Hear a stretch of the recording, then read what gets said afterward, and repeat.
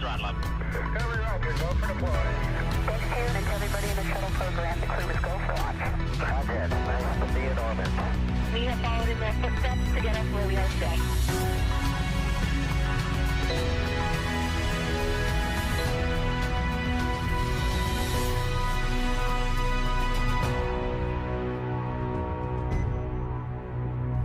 Good afternoon and welcome to our live coverage of the NASA SpaceX Crew-9 mission as it returns to Earth. Dragon Freedom departed the International Space Station at 1:05 a.m. Eastern.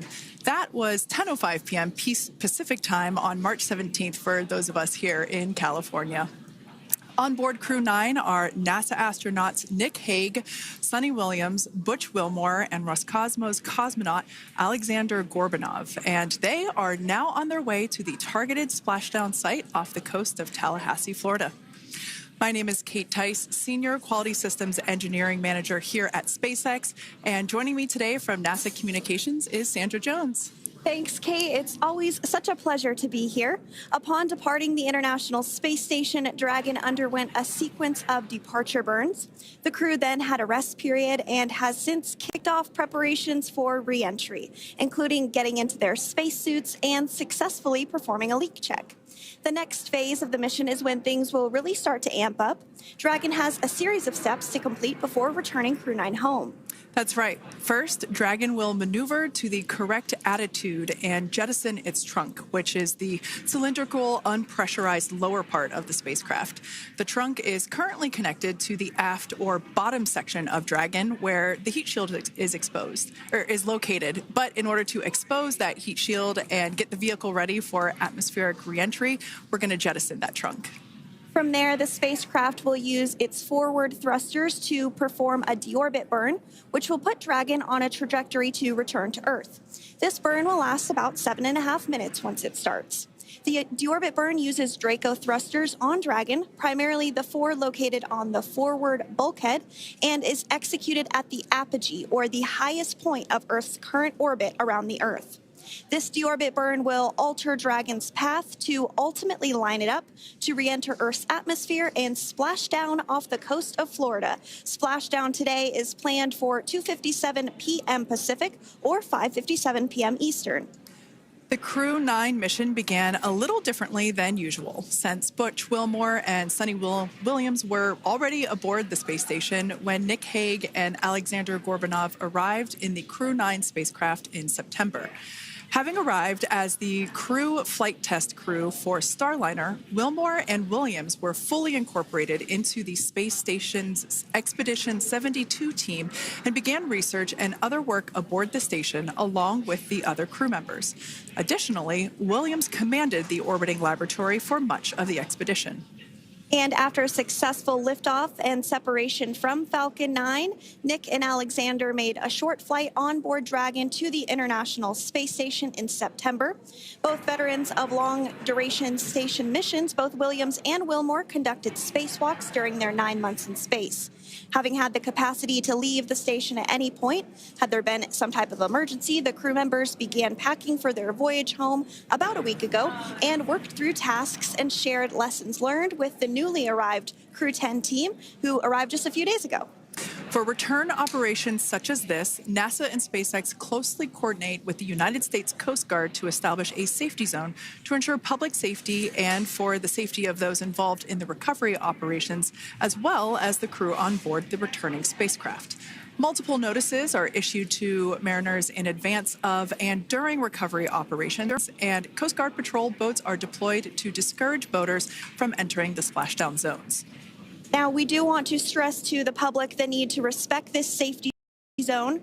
Recovering a spacecraft from the water is a hazardous task, and any other boats interfering increases risk to the astronauts in Dragon, the teams working to recover them from the water, and the safety of those that come too close. So for the safety of the crew and your safety, we recommend you sit back and watch as we'll be bringing you the best possible views of our astronauts' homecoming. And they will be the best views that you can get. So let's take a minute to meet our returning crew. U.S. Space Force Colonel Nick Hague is your Crew-9 commander. He was selected by NASA as an astronaut in 2013. This was his second spaceflight to the International Space Station and third launch overall. He spent 171 days in space with Crew-9 and has a career total of 374 days in space. During his mission, he completed a spacewalk with astronaut Suni Williams. That was his fourth spacewalk, earning him a career total of 25 hours, 56 minutes of spacewalking time. Before Crew-9, Haig previously served as a crew member of Expedition 59 and 60 back in 2019. He flew with Alexei Ovchinin and NASA's Christina Cook. So this is his second time sharing the space station with Ovchinin.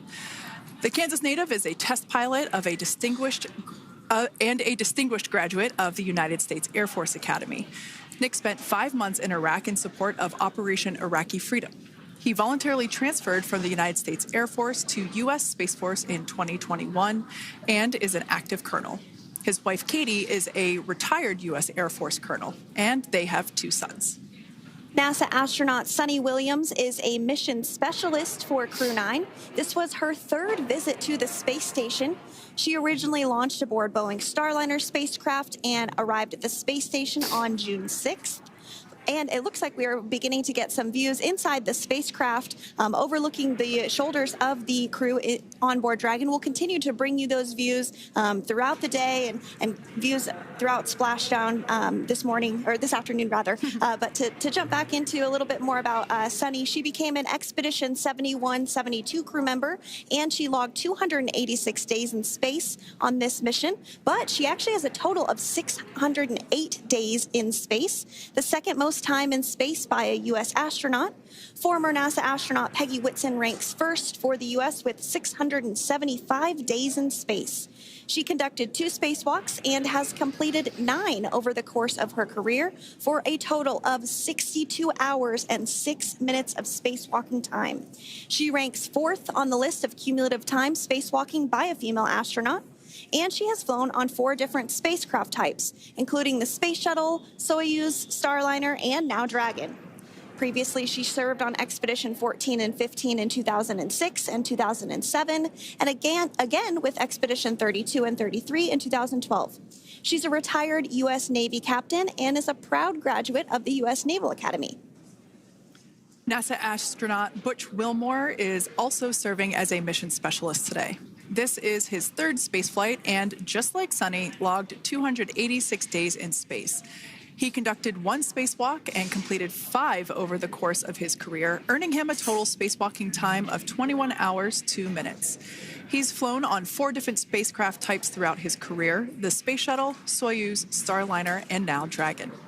Previously, the Mount Juliet, Tennessee native served on STS-129 in 2009 and Expedition 41 and 42 from 2014 to 2015.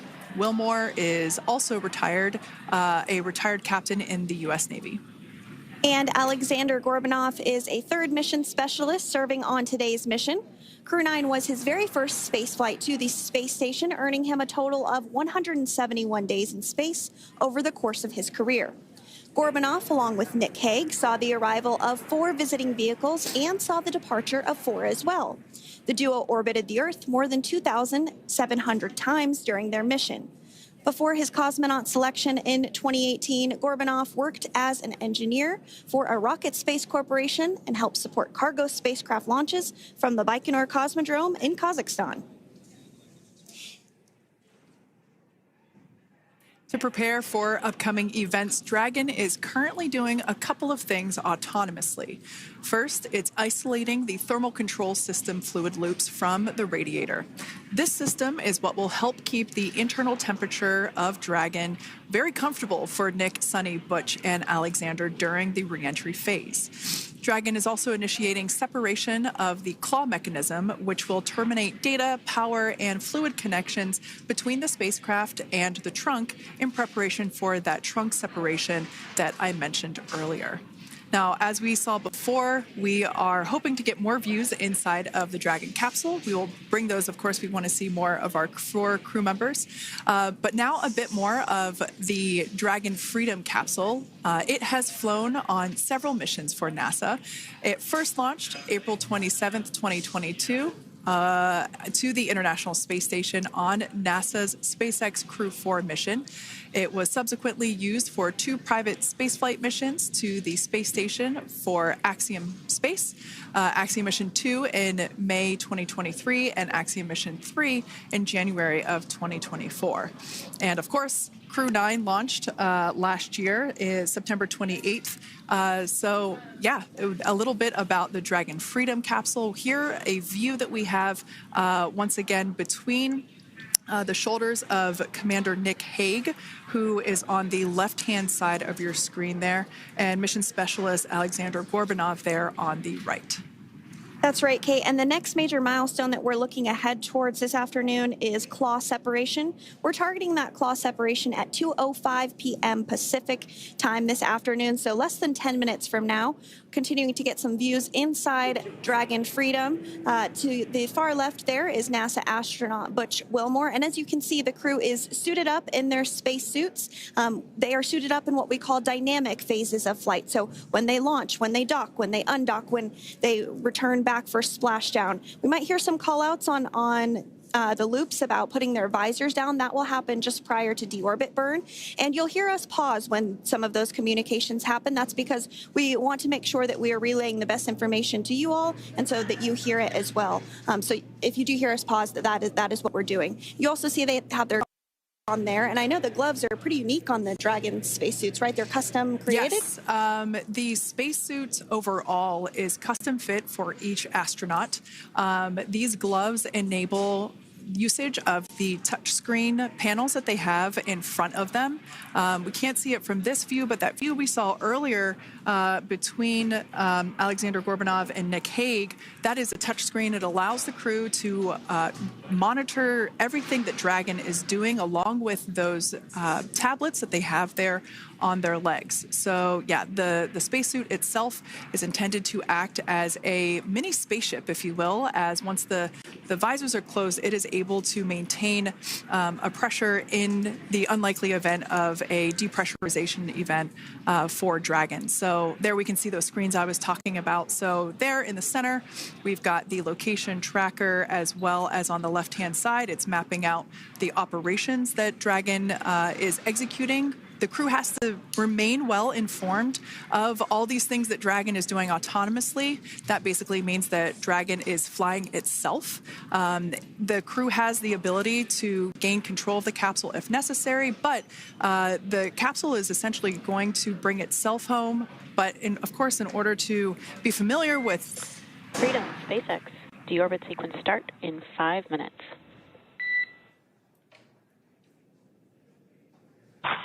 Freedom capsule. And so we did hear that call out for the deorbit sequence start to begin here in 5 minutes. That call from the ground came from the core, or Crew Operations Resource Engineer here in Hawthorne, Mission Control just behind us. And that went up to Commander Nick Hague. He's going to be doing the majority of the communications during the flight downhill today through Splashdown, and they'll be communicating with the core all along the way. Now, we did mention that they are flying on Crew Dragon Freedom. The naming of spacecraft has gone all the way back to the very beginning of this human spaceflight program. This is a nod to Alan Shepard naming his spacecraft Freedom 7 during the Mercury program. And so the crew that first flew up on Freedom a few years ago had the opportunity to name this Dragon, and they named it Freedom. That was Crew 4 that was the first flyers on this spacecraft. It's also flown for Axiom Mission 2 and 3, and then, of course, today for Crew-9 as well. Yeah, actually, fun fact about this particular capsule, of those 4 missions that Sandra just mentioned, we have seen daytime splashdowns for 2 of those. Today will mark the third daytime splashdown. So there's something lucky about this particular capsule that gets daytime splashdowns. Nighttime is great because we can see even more clearly the capsule streaking through, but I personally love the daylight views because we really get even better views of the recovery team operations during that phase of the mission. Yes, absolutely. And if you follow along with our missions, you'll know that sometimes weather is a watch item when it comes to undocking and splashdown. We do splashdown in the water, so we want to ensure that parameters like wave heights and wind speeds and precipitation, lightning, all of that is looking good for the crew and the safety of those recovery personnel. And today the weather is just pristine. We got off of space station on the very first attempt. So I'm joking around and saying that it was because it was St. Patrick's Day and we got really lucky with the weather. I wouldn't disagree with that. Speaking of weather, we will be hearing from Core probably around 2:20-ish. Typically, before we enter the period of loss of signal, or LOS, we will hear an entry briefing from the Core, the Crew Operations Resource Engineer, and they will deliver important information like updated anticipated splashdown and loss of signal times to the crew, as well as the wave height and wind speed. So we'll be standing by to listen in on those. Like I said, that will happen shortly after. Typically after trunk separation. I can't quite remember if it's before or after deorbit burn. It must be before. But in any case, we'll be hearing all of that coming from Core. In fact, that individual is seated there in the room on your screen. That is SpaceX Mission Control in Hawthorne, California. That room is located just over our shoulders, and that is where Dragon operators are standing by on console, monitoring the progress of Dragon as it continues its way home. It's been, at the point of splashdown, it'll be about 17 hours since Dragon undocked from the International Space Station. The team there in mission control, there are multiple teams, in fact, and they cycle through shifts to ensure that everybody gets the required rest and sleep periods, just like the astronauts on board. And that Crew Operations and Resource Engineer is seated there in the room, and that, like Sandra said, is the primary voice that we'll be hearing communicate from the SpaceX team to the crew on board.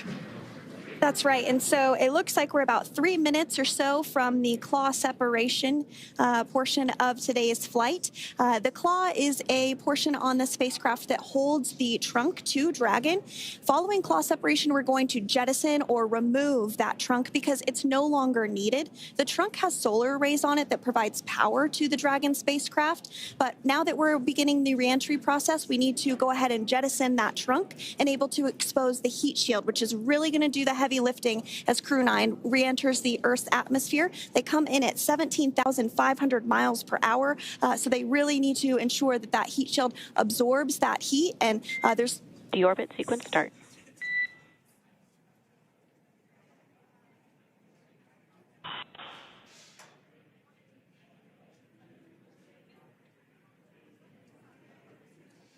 And so we did just get communications there that the deorbit sequence start has begun. So here in just a couple minutes from now, we expect to hear information or a call back about the claw separation having begun. And again, that kicks off that trunk separation portion that I was discussing to remove that, expose the heat shield, and then eventually we'll have the deorbit burn. And we'll continue to walk you through all of these milestones as we approach them ahead of our splashdown at 2:57 p.m. Pacific time this afternoon, off the coast of Tallahassee, Florida. Yeah, we're very excited to bring the Crew-9 crew home. Sandra, we were talking about the trunk separation. That trunk is on a trajectory that will re-enter in the atmosphere and break up upon that re-entry. The heat shield itself is one of my favorite parts of the Dragon capsule. It is the workhorse of the re-entry phase. It will work to protect the Dragon capsule and the crew members on board during the re-entry phase as the temperatures outside of the capsule build up to, I believe, about 3,000 degrees Fahrenheit in excess of. And meanwhile, the interior of Dragon stays a very comfortable temperature. That heat shield does a lot of the work, and we'll see that plasma build up on the exterior of the capsule. As a result of the plasma that builds up, we will lose communications with the crew. This is known as loss of signal, or LOS. This is roughly a 10-minute period on average, even less than. I believe today it is probably about 6 or 7 minutes long. It kind of depends on the mission, and it happens for every Dragon capsule that re-enters the atmosphere. Due to that plasma buildup, we're not able to communicate or command the capsule, so we stand by while we wait to regain communication after we pass through that period of loss of signal and get what's known as AOS, or acquisition of signal. Continuing to stand by for claw separation, and then we'll look towards trunk separation. It'll be just about a minute or so after that. That happens pretty rapidly in succession. Some of our milestones will take a little bit longer throughout the day. For example, we will have a deorbit burn after that will take about 7.5 minutes and helps get Dragon set up in the right trajectory to splash down in the Gulf off the coast of Florida. So continuing to stand by for claw separation.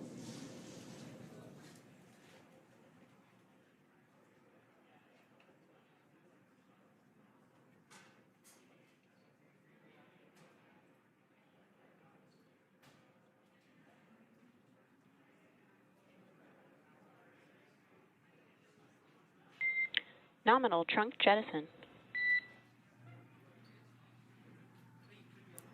All right. Freedom copies. Great news there. That trunk has been jettisoned from the Dragon capsule.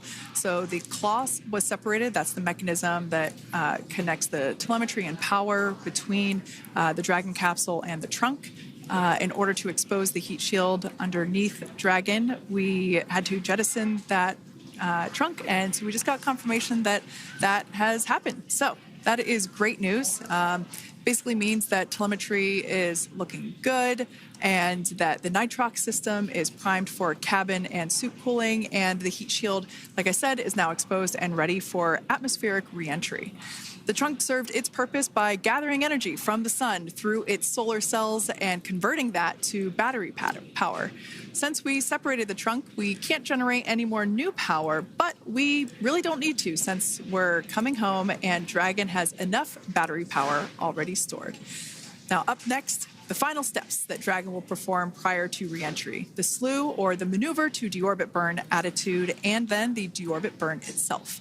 This deorbit burn is the last time that the forward Dracos, which are the 4 thrusters located on top of the spacecraft under the nose cone, it's the last time that they will ignite.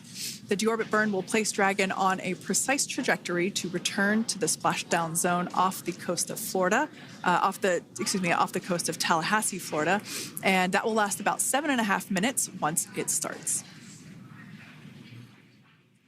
And so deorbit burn is targeted for 2:11 p.m. Central Time, so about 2 minutes from now. As we mentioned, it's going to last about 7.5 minutes, again, helping to get Dragon into the precise trajectory to ensure that splashdown occurs in the area that was calculated and where the recovery team is already in place, ready to support splashdown operations today. The recovery vessel Megan is the ship that is going to be utilized today, and we also have what is called fast boats that go out first to check the spacecraft and make sure everything is looking good before the recovery vessel Megan approaches. So that whole recovery process takes about an hour, I would say, from the time the crew splashes down to the time they're on the boat and the crew gets out of the capsule. And we'll continue to bring you live coverage through every step of the way today as Crew-9 returns home.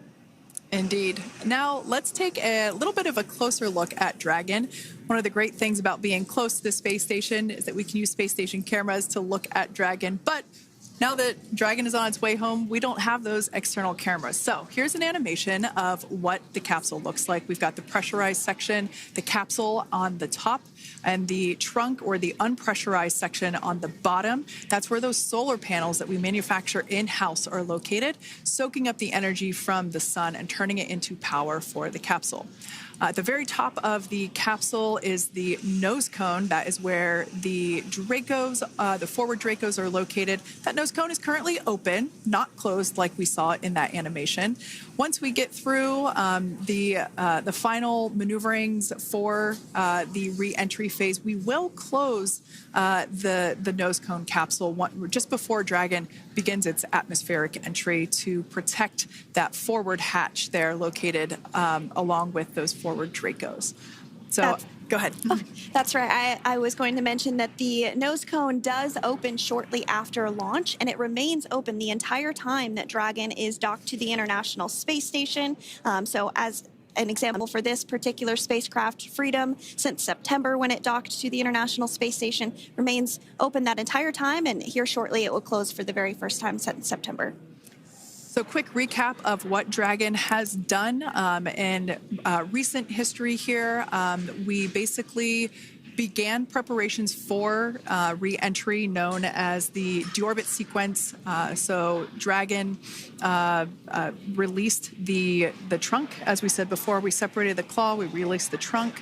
It next will slew to the deorbit burn attitude. Slew basically meaning maneuver, so it will position itself correctly to execute that deorbit burn. We want the heat shield side to be facing forward, or first, if you will. We want that to be the leading edge of the Dragon capsule, as that heat shield is meant to basically be an ablative material for the heat that it will incur. Once we complete that deorbit burn attitude slew, we will initiate the deorbit burn itself. That will last for several minutes, expecting that to be to start here any moment now, actually, and then it will go until about 2:18 p.m. Pacific time or 5:18 p.m. Eastern time. And I did hear confirmation that that deorbit burn is underway. As we mentioned, it's about a 7.5-minute burn. So within the last 10 minutes, Dragon has jettisoned its trunk and initiated the deorbit burn just seconds ago. As mentioned earlier, for those operations, NASA and SpaceX closely coordinate with the United States Coast Guard to establish a safety zone to ensure public safety and for the safety of those involved in the recovery operations, as well as the crew on board the returning spacecraft. Multiple notices are issued to the mariners in advance of and during recovery operations, and Coast Guard patrol boats are deployed to discourage boaters from entering the spacecraft, the splashdown zones. So we do want to stress to the public the need to respect this safety zone. Recovering a spacecraft from the water is a hazardous operation, and any other boats interfering increases the risk to not only the astronauts in Dragon, but the teams working to recover them from the water and the safety of those that may come too close. So for the safety of the crew, which you see there on your screen, your safety, we recommend you sit back and watch as we'll continue to bring you the best possible views of our astronauts' homecoming. Yeah, as I mentioned earlier, this deorbit burn is the last time that we will utilize our 4 forward Draco thrusters. Forward basically meaning at the top of the Dragon capsule. Dragon Freedom has not yet entered the Earth's atmosphere. This deorbit burn is what will line the vehicle up and put it on its final trajectory to the landing site right off the coast of Tallahassee, Florida. So basically, it is the last burn that the Dragon spacecraft executes and is what really locks it in for that precise landing. As you can see on your screen right now, Nick, Sunny, Butch, and Alexander are using their screens to keep tabs on the burn duration, the Draco firings, and trajectory details such as entry angle, spacecraft perigee, and how much distance remains until deorbit burn termination. As I mentioned earlier, Dragon is flying itself. So all the crew has to do is stay strapped into their seats and keep tabs on things. Although I must say, if I had one of those window seats, it would be pretty difficult to restrain myself. Now, with Nick, Sunny, Butch, and Alexander ready to deorbit and splash down back on Earth, they will be heading to one of 8 targeted sites supported by SpaceX and NASA. All of these sites are located off the coast of Florida, either in the Gulf of America or the Atlantic Ocean. Spreading the supported sites across multiple locations helps maximize the return opportunities for this mission and future crews, lowering the chance that we'll have to wave off due to bad weather. For those of you following along, you'll know that today's splashdown marks our final Dragon recovery on the East Coast. After 6 great years of successful recovery operations off the East Coast, we'll be moving all Dragon recovery operations back to the West Coast. And as always, NASA and SpaceX jointly select our splashdown location. And for today, the prime recovery site is off the coast of Tallahassee, Florida. The selection process works with a lot of different variables, including the space station's orbital trajectory or path that it follows, what landing sites are available and have favorable weather, how much free flight capability Dragon has for the trip home, and the sleep schedules for the returning crew members, as well as, of course, the big one, the weather. We'll start with calculating daily return options based off of the space station's current orbit and Dragon's capabilities to maneuver and line up for re-entry.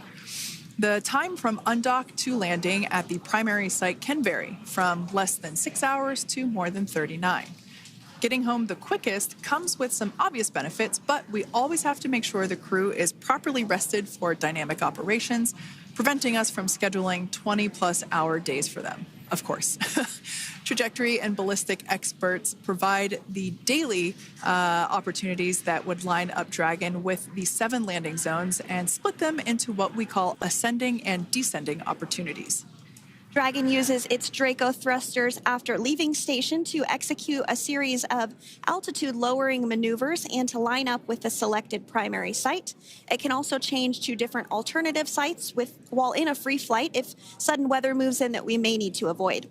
So, as we mentioned, weather is something we're constantly looking at, making the final call to proceed about 2.5 hours before the crew undocks.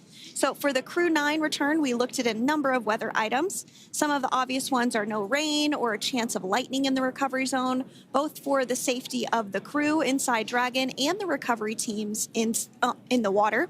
And we're also looking for wind speeds to be less than 15 feet per second or about 10 miles per hour, and relatively calm seas so that we can safely execute recovery operations, which includes landing a helicopter on the recovery ship to fly Nick, Sunny, Butch, and Alexander back to Florida.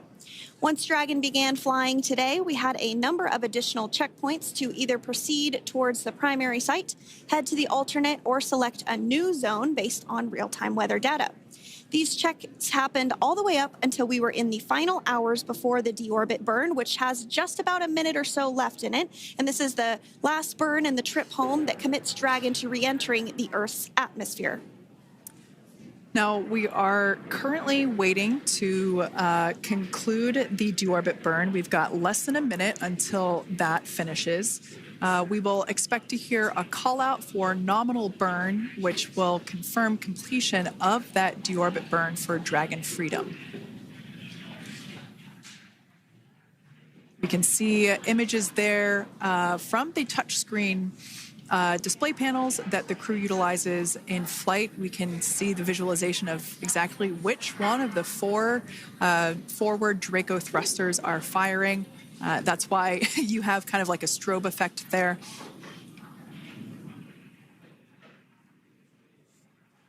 And if you're just joining us, you are looking at live views of the Dragon Freedom. On your left is Commander of Crew-9, Nick Hague. To his right is Roscosmos cosmonaut Alexander Grabenkin. And also in Gorbanov, that is Alexander Gorbanov. And then also in the capsule today is NASA astronauts Sunny Williams and Butch Wilmore. We're awaiting confirmation that their deorbit burn is complete, which is the last burn that's going to help set them up on a trajectory to Splashdown off the coast of Florida. Deorbit burn complete. Performance nominal. Nose cone closure initiated. Freedom copies. All right, excellent news there. We heard the words we were looking for, nominal burn. So that means that deorbit burn was successful and nominal, meaning as expected. And we're now beginning to close the nose cone in preparation for atmospheric reentry. So in the background, Dragon is currently inhibiting those forward bulkhead Draco thrusters that we just used to complete the deorbit burn, ensuring it's safe to latch the nose cone shut for re-entry. Also, the vehicle has initiated the nitrox suit purge, which will help keep Nick, Sunny, Butch, and Alexander cool and comfortable during re-entry, which is coming up in about 20 minutes from now. At this point, the nose cone is closing and protecting the forward hatch for re-entry, and the crew are using their screens to continue to monitor the locking of the nose cone, which is done by a set of hooks. And as we mentioned earlier, that nose cone has remained open since September, so this is the first time it's closing in a few months. Yeah, that's absolutely right. Now, we will be expecting, as I mentioned before, an entry brief from SpaceX Core. Again, that's the Crew Operations Resource Engineer who is seated in that room that you see there on your screen. That entry brief will provide updated times for anticipated splashdown as well as the loss of signal or period of LOS. And that briefing will also give us information such as wind speed and wave height at the expected splashdown location. But all in all, everything has been great today. All events have been executed on time as expected, and we are looking forward to a splashdown of the Crew-9 crew at about 5:57 p.m. Eastern Time or 2:57 p.m. Pacific Time. Between now and then, things are going to start moving quite quickly. In fact, if anything, this will have seemed like the slower part of the reentry phase. We're going to go through, like I said, that period of loss of signal or LOS. That period is a few minutes long where we are unable to communicate or command the capsule due to the plasma that builds up on the exterior of the capsule. That period, like I said, lasts for a couple minutes. You will start to hear SpaceX Core hail the Crew-9 crew a little bit earlier than expected because we, in the past, have actually regained communications a couple minutes earlier than initially anticipated. So we'll go through that period of loss of signal, that entry period, that specifically when the Dragon spacecraft is re-entering through the atmosphere. Approximately at about 18,000 feet when the capsule is traveling at 350 miles per hour.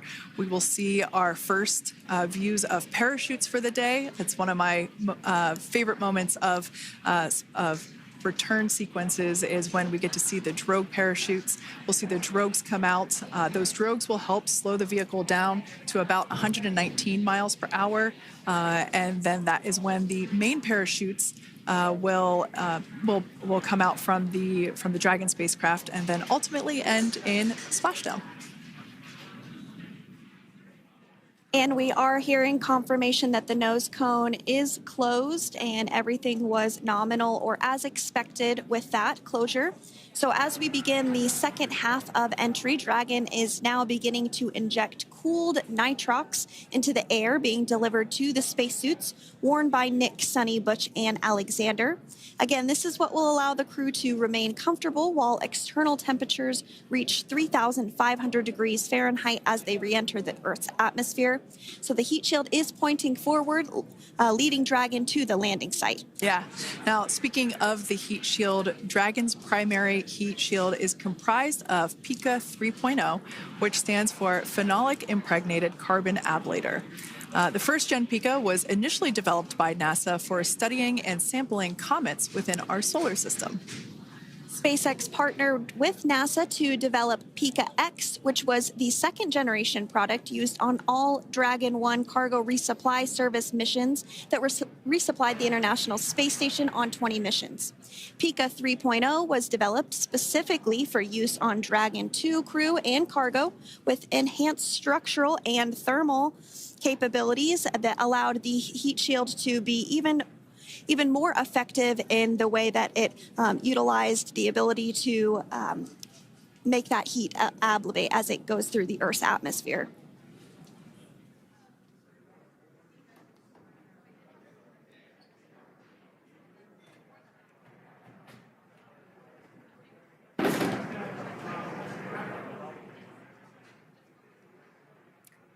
The remainder of Dragon is composed primarily of a SpaceX proprietary ablative material. It's another class of thermal protection which is lighter weight versus PICA and protects the underlying composite structure during reentry to ensure the structural capabilities are maintained. While Dragon will experience temperatures well over 3,000 degrees during peak reentry conditions, the characteristics of the thermal protection system coupled with the environmental control and life support system in the pressurized interior will ensure that Nick, Sunny, Butch, and Alexander stay cool and comfortable during all phases of reentry through splashdown.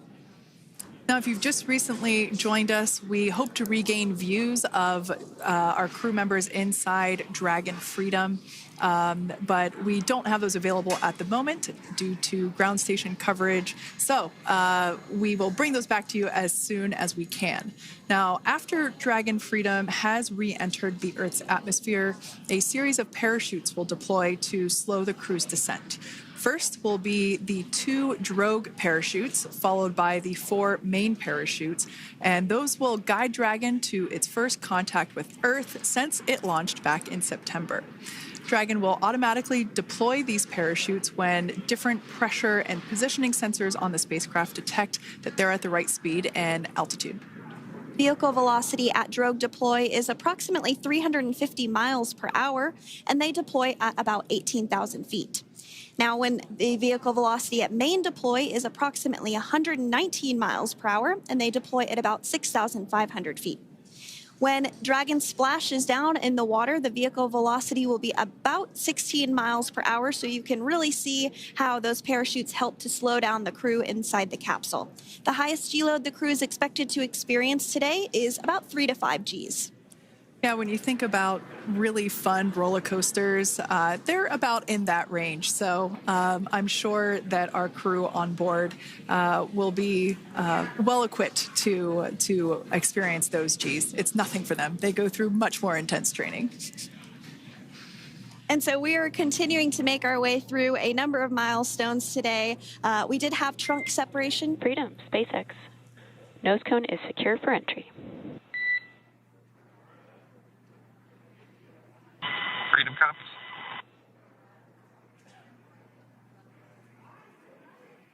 All right, great news there. That tells us that the final physical configuration change for Dragon is complete. We have closed that nose cone. This is the last physical change that Dragon undergoes prior to re-entering the Earth's atmosphere. It's important that that nose cone is completely closed because underneath it is not only where the 4 forward Draco thrusters are located, but it's also because that is where the forward hatch is located. That is the hatch that is utilized for the crew to ingress and egress from the station while it is docked on board. And since our capsules are flight proven and we reuse them on future space flights, we want to make sure that all of the integrity of that hardware remains intact. So that nose cone is successfully closed, and we're going to start moving pretty quickly here. As I mentioned before, we'll go through loss of signal. We'll get that signal back several minutes later, and then we'll see the parachute action. Yep, and then that's all ahead of Splashdown off the coast of Florida. We're targeting Tallahassee as our splashdown zone today at 2:57 p.m. Pacific time this afternoon. Now, you did mention the call to the crew. They'll do some additional calculations following that burn and potentially let us know if that splashdown time has changed at all. But right now, we are continuing to target 2:57 p.m. And you can see there on your screen a path of where Dragon will be re-entering today.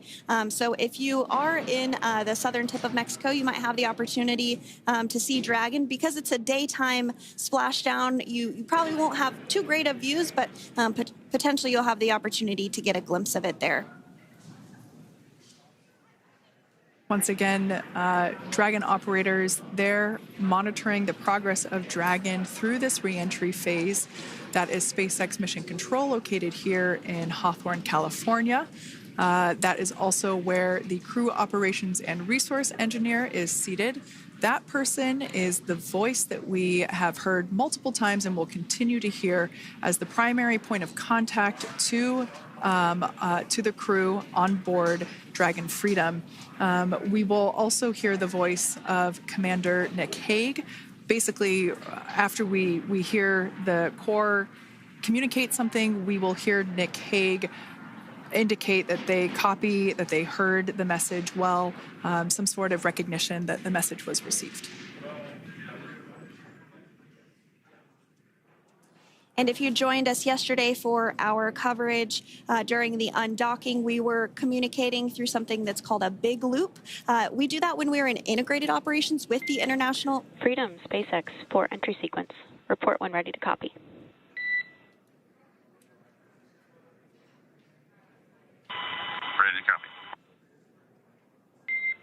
All right, I've got some updated times for you. Our COM blackout start time is 2144.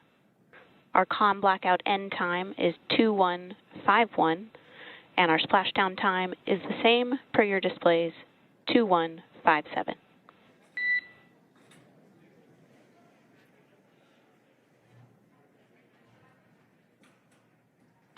Okay. Understand COM blackout start 2144, stop 2151, splashdown per display. That's a good readback. And with that, please report when tablets are secured behind the elastic bands, restraints are tight, and visors are down.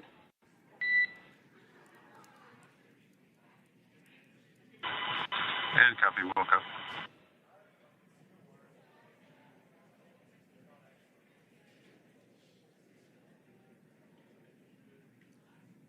And with that communication from the Corps or Crew Operations Resource Engineer here in Hawthorne to Commander Nick Hague of Crew Dragon Freedom, we did hear that the loss of signal period is still at 2:44 p.m. Pacific, but we had a 1-minute adjustment to the acquisition of signal. That's going to now be at 2:51 p.m. Pacific time. However, our splashdown time remains the same at 2:57 p.m. Pacific time this afternoon off the coast of Tallahassee, Florida. So all good news there as Dragon continues to make its way home with the Crew-9 crew. As we've mentioned before, we are splashing down on the Gulf Coast. We have ability to splash down on either side of Florida, but the location site just outside of Tallahassee, Florida is the site that was selected today due to best recovery conditions. And as Sandra mentioned before, weather is always a watch item, but everything is looking great for that particular recovery location. So I'm sure once we start getting views from the recovery vessel, I have a feeling it's going to be a pretty beautiful afternoon. And we did mention that, of course, this is a daylight splashdown, so we should be getting some great views. We do have a couple of spacecraft called the WB-57, which are high-altitude planes that NASA utilizes during splashdown operations. Those are en route and going to be tracking the capsule as it makes its way through the atmosphere and should be providing some good views for us. Kate and I were just chatting about how we haven't had a daytime splashdown in a little while, so we're looking forward to the views along with you. Yeah. Nighttime views are also great because we can see that capsule streaking through the night sky quite brightly. So like Sandra, you said earlier, daylight will be a little bit less bright, but we will definitely be able to see the SpaceX recovery team operations much clearer. I could also imagine it's probably a little bit easier for the team themselves to do their work in daytime than at nighttime. We'll see them rush in really quickly with a couple of fast boats as they begin the initial safety checks and sweeps of the Dragon capsule, while also retrieving the parachutes from the surface of the ocean.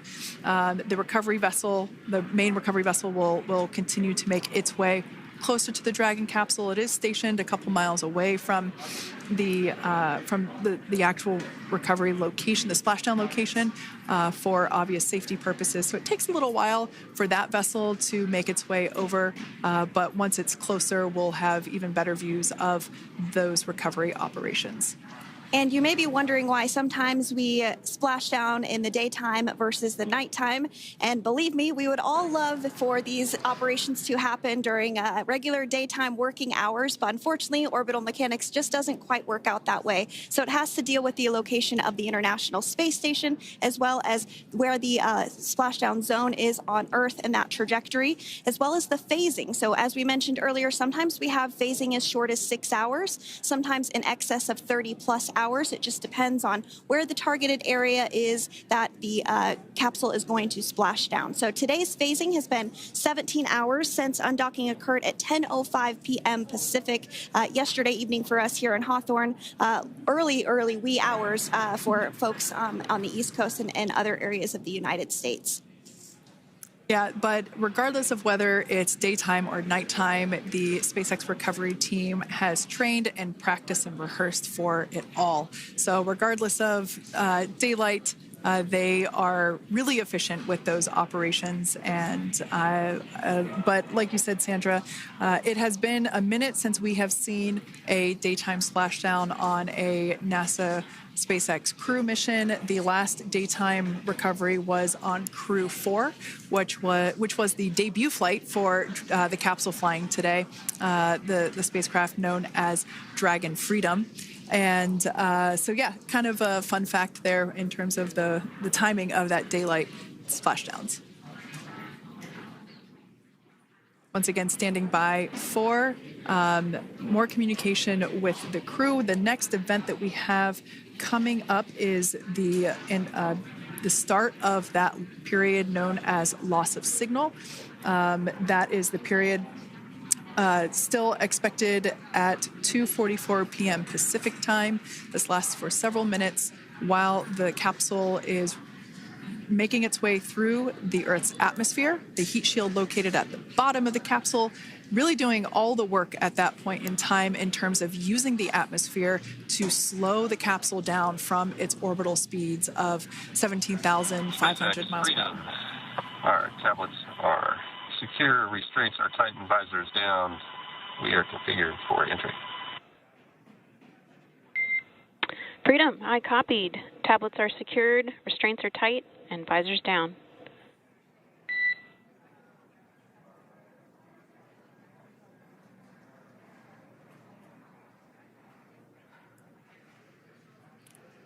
All right, great news there in terms of continuing to make progress. That back and forth communication we heard was just letting Core know that per their instructions, Crew-9 has now put away everything that was necessary in order to begin the re-entry, including those tablets that were located on their legs. Those are now stowed away. They've tightened that safety harness that we see there, and the visors are now down. So with all that being said, let's take a minute to meet our returning crew.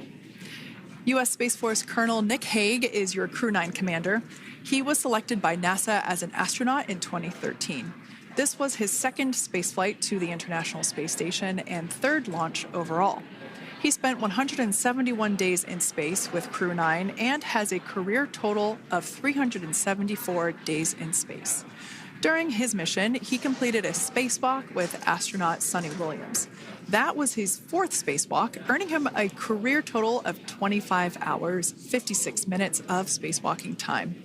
Before Crew-9, Hague previously served as a crew member of Expedition 59 and 60 back in 2019.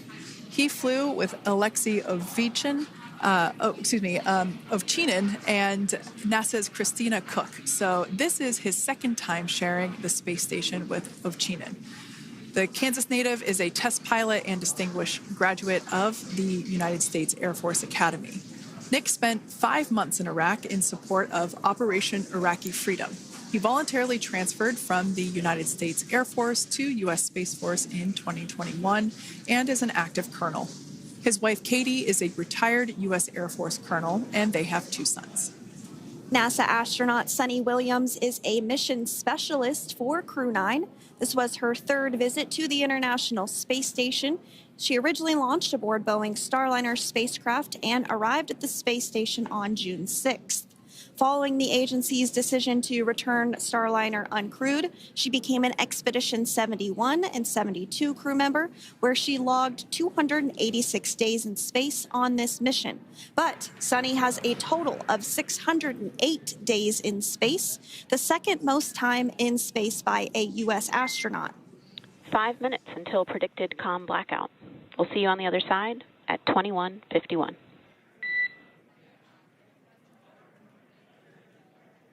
21:51. Talk to you soon. And with that call out from the crew operations resource engineer to Commander Nick Hague, letting them know that everything is looking good ahead of the loss of signal period. We will see the crew on the other side of the loss of signal period at 2:51 p.m. Pacific time this afternoon. Continuing on about Suni Williams, who has a total of 608 days in space, the second most time in space by a U.S. astronaut. Former NASA astronaut Peggy Whitson actually ranks first for the U.S. with 675 days in space. Sunny conducted 2 spacewalks and has completed 9 over the course of her career for a total of 62 hours, 6 minutes of spacewalking time. She ranks 4th on the list of cumulative time spacewalking by a female astronaut, and she has flown on 4 different spacecraft types, including the Space Shuttle, Soyuz, Starliner, and now Dragon.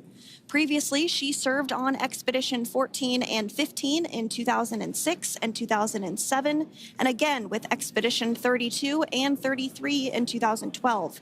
She's a retired U.S. Navy captain and is a proud graduate of the U.S. Naval Academy and was the first astronaut to run a marathon in space.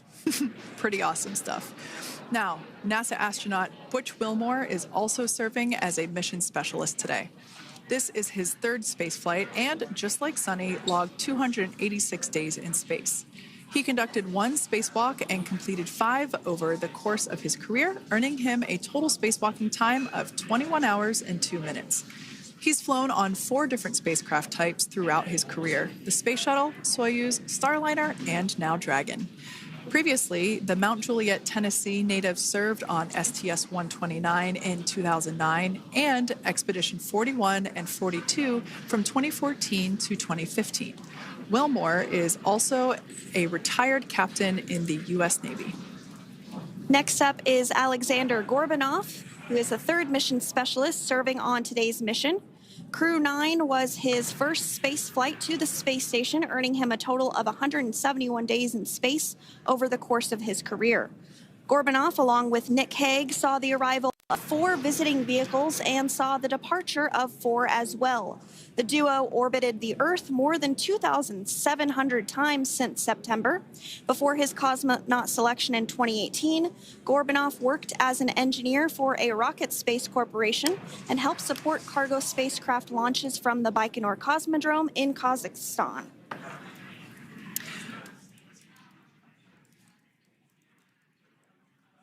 So if you are just joining us, we are continuing to bring you live coverage of Crew-9's return to Earth following their mission aboard the International Space Station, where they completed science and research investigations. We are targeting splashdown off the coast of Florida at 2:57 p.m. Pacific time. The next major milestone that we'll look ahead towards is what we call loss of signal, or LOS, when we won't have communications with the crew because they will be re-entering the Earth's atmosphere. And during this process, there is plasma that builds up around that heat shield, so we are not able to communicate with the crew, but we are anticipating to regain communications with the crew at a short time from now at 2:51 p.m. Pacific time today.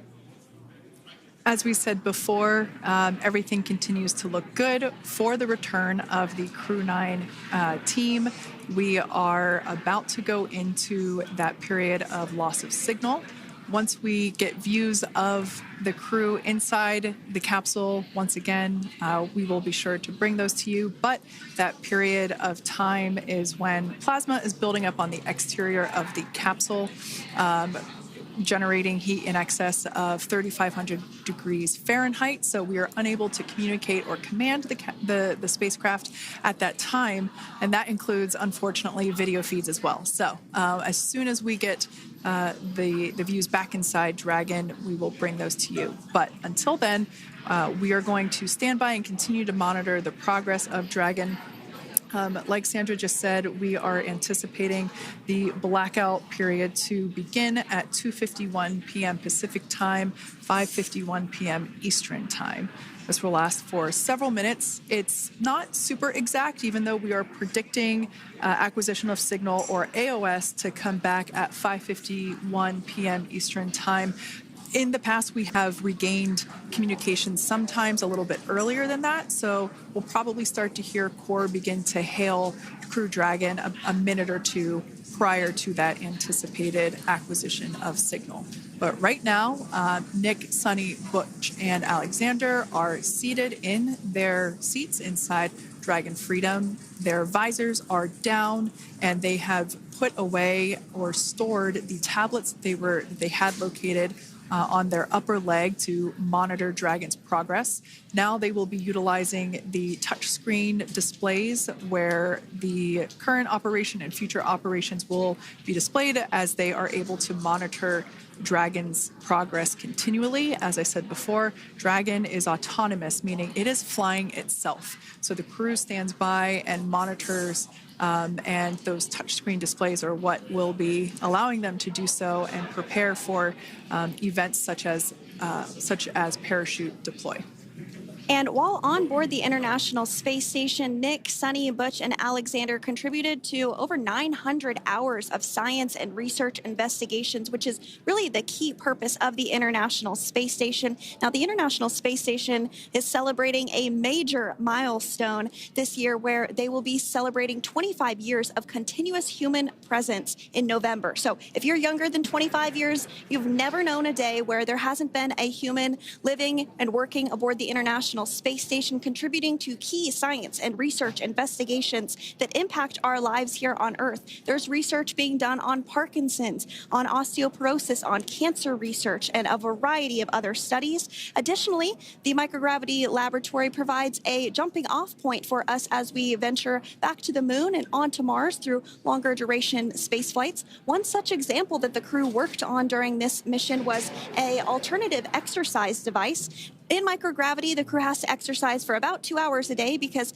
they're not having the effects of gravity on their body. So to prevent bone and muscle loss, we counteract that with 2 hours of exercise per day.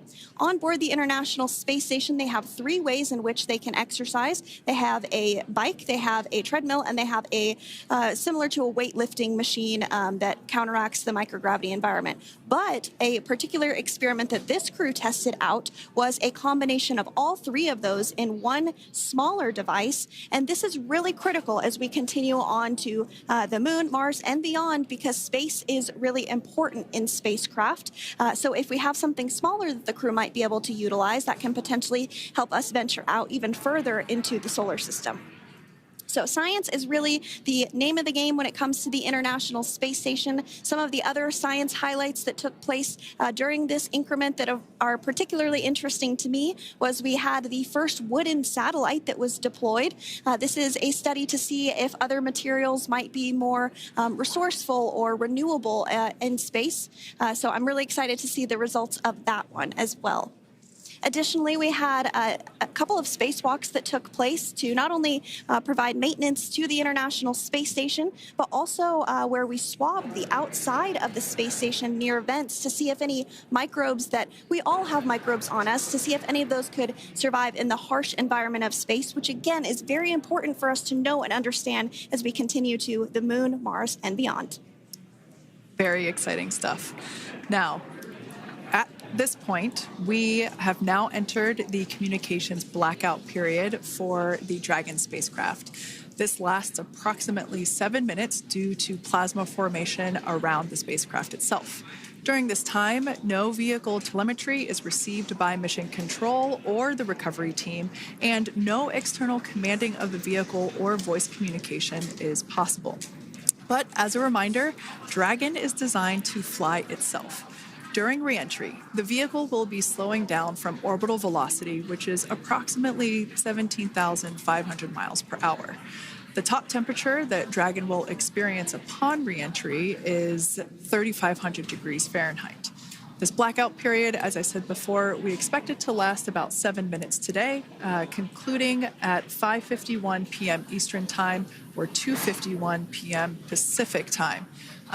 We right there have our first view of Dragon Freedom coming home to Earth. And that view is from the WB-57, which is one of NASA's high-altitude planes that is tracking. Now, because of the way that this camera is configured, it does look like it is dark, but it is indeed daytime, and you're beginning to see that plasma trail as Dragon re-enters the Earth's atmosphere. All of that is expected. We are anticipating an acquisition of signal around 2:51 p.m. Pacific Time, so just minutes from now, and you may hear the core begin to hail out or call Dragon for communications and see if we can potentially get communications with them a little bit earlier. Following this, we'll have two events in rapid succession. We'll have the drogue parachutes deploy at 2:53 p.m. Pacific, followed by the mains just 1 minute later at 2:54 p.m. Pacific time, ahead of a splashdown at 2:57 p.m. Pacific time off the coast of Tallahassee, Florida.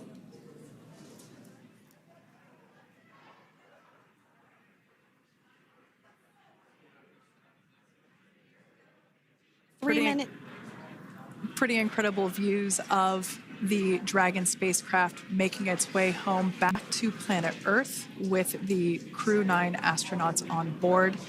Once again, this view is coming from the WB-57 plane. That heat shield we can see doing magnificent work as it works to... Freedom, SpaceX, Comcheck.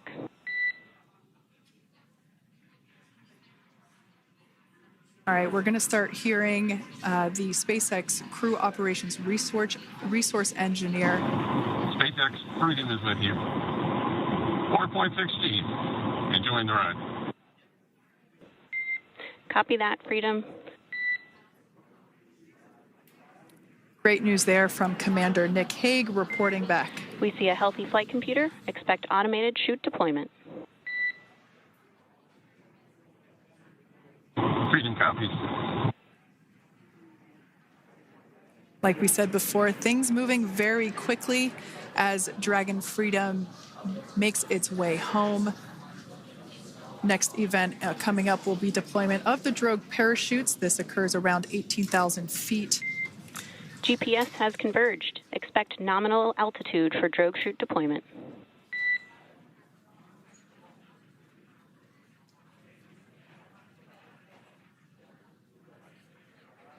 We're about 2 minutes away from deployment of those drogue parachutes.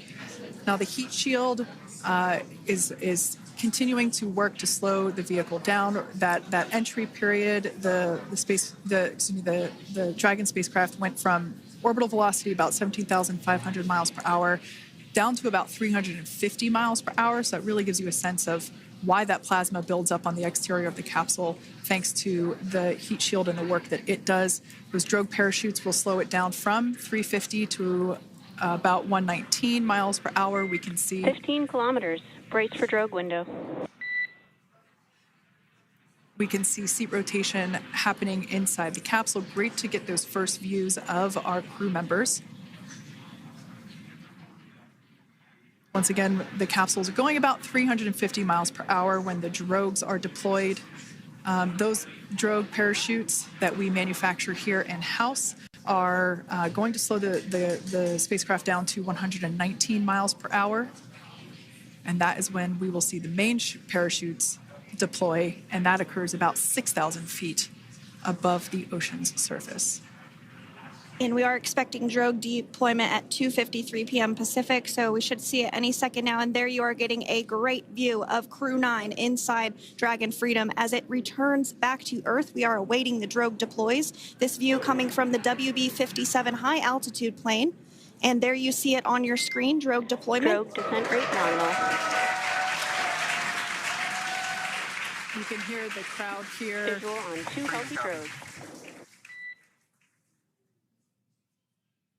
Crowd here very excited as Dragon Freedom continues to make its way back to planet Earth.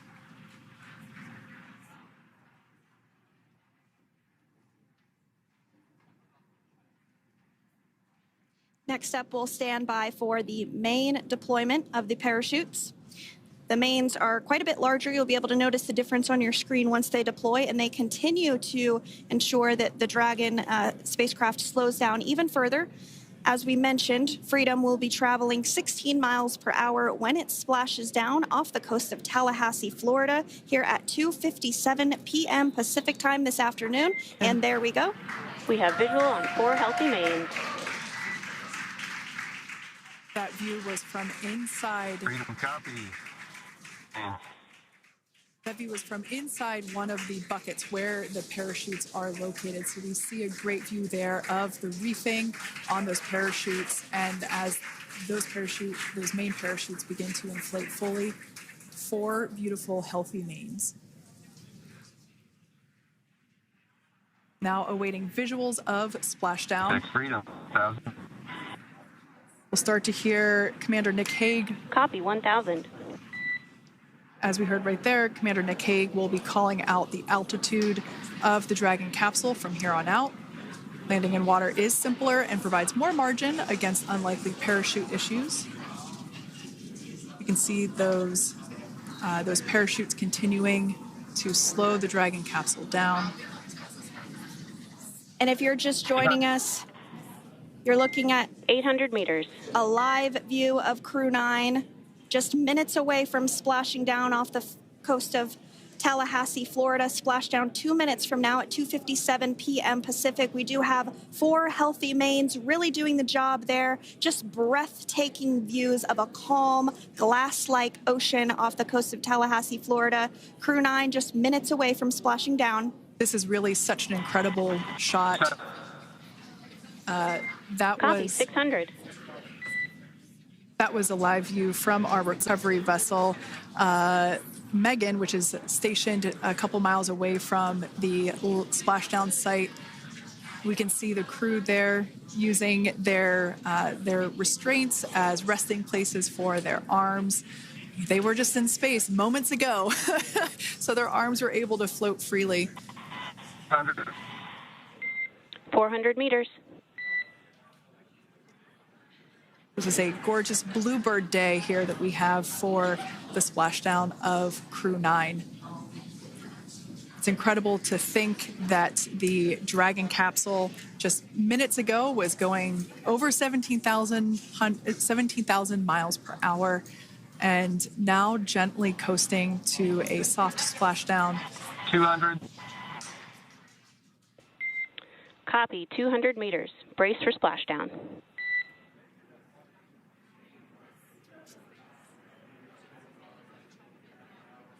As you can see there on your screen, continuing to monitor progress of the Dragon spacecraft.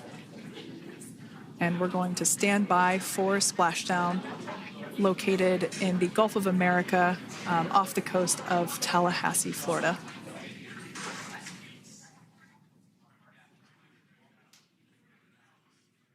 And splashdown. Crew-9 back on Earth.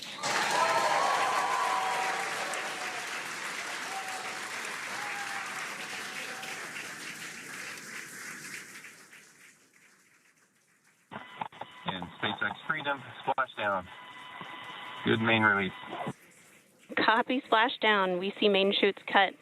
Nick, Alex, Butch, Sunny, on behalf of SpaceX, welcome home.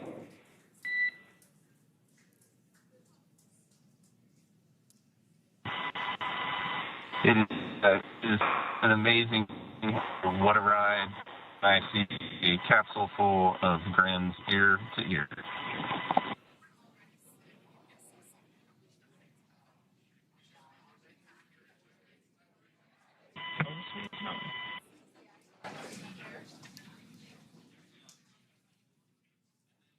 And as you can see on your screen, we have visual confirmation of splashdown. Dragon Freedom has returned home and NASA astronauts. System safety verifications are in progress. We'll report back when recovery personnel are en route.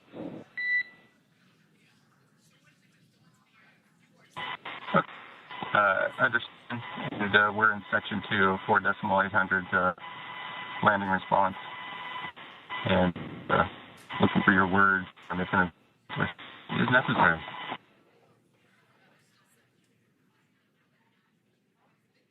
In the distance, we can see the recovery vessel making its way. Copy, you're in section 2 for the environmental assessment in 4.800. That is not necessary today. Understand. Raising 5.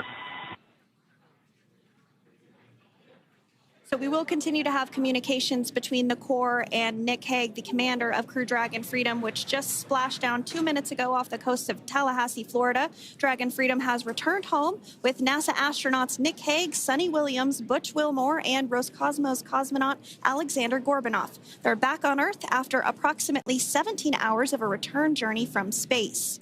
The SpaceX recovery ship and team have been waiting for Dragon's splashdown, and they will now make their way to the splashdown location. The teams have been ready and waiting about 3 nautical miles away, so it's going to take them about 30 minutes or so to make their way and to SpaceX Freedom.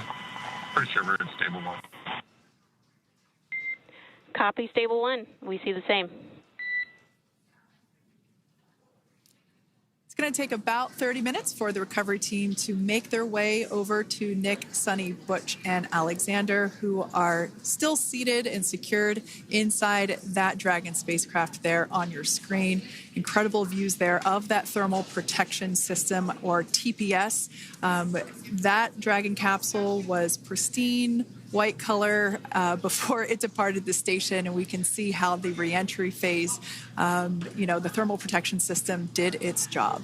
Now, if you're wondering what that hole, that like bucket area is, that is underneath the side hatch. That is where the main parachutes were stored. So when we saw the Dragon capsule docked at station, it looked very different. The panel that protects and covers the main parachutes, that was still intact, as well as the panels that enclose where the drogue parachutes are located. We can see those fast Freedom. boats. SpaceX is go for recovery personnel to approach. Expect personnel alongside in the next few minutes. Freedom copies. We can see those fast boats. We weren't kidding when we said they were fast. While it does take about 30 minutes for the main recovery vessel to make its way over to the capsule, these fast boats will be doing a couple of things simultaneously. A couple of them are going to be working to retrieve the parachutes that you see in the background there of this drone shot. Those parachutes will be retrieved from the ocean surface. We want to make sure we are able to pull those out. The recovery vessel there closest to the spacecraft is going to be performing some safety checks. We can see there they're using an instrument that is basically working to detect if there are any hypergolic vapors or fumes that are still residing in and or around the Draco thruster nozzles or outlets. The hypergolic fuel, which is necessary for on-orbit burns to maneuver the spacecraft. Unfortunately, those hypergolics are unable to be breathed. They are toxic, and so this team here is doing those initial safety checks to make sure that it is safe for the rest of the recovery team to approach the spacecraft. They're also checking to make sure that any residuals from the pyros are safe and are not going to cause any issues. We can see the team working their way around the spacecraft to do these these sniff tests on all of those Draco thrusters. And as we continue to await the recovery of our Dragon spacecraft with NASA astronauts Nick Hague, Sunny Williams, Butch Wilmore, and Roscosmos cosmonaut Alexander Gorbanov inside, Dragon has autonomously completed several steps to safe itself following splashdown. We are continuing to see Dragon in what is known as Stable 1 configuration. That's kind of the ideal configuration following splashdown. It's upright, and the Dragon capsule is in the right configuration for it to be hoisted into the recovery vessel Megan, which you do see a little ways off in your screen approaching. Dragon will continue to remain live on air with you through that recovery process, all the way through the point where the crew is extracted from the Dragon spacecraft. Now, if you are just joining us, the mission has gone smoothly so far. Dragon successfully splashed down off the coast of Tallahassee, Florida at 2:57 p.m. Pacific, 5:57 p.m. Eastern Time this afternoon. Approximately 17 hours prior to splashdown, Dragon autonomously undocked from the International Space Station, completed a series of departure burns, jettisoned its trunk section, and performed its final burn, the deorbit burn.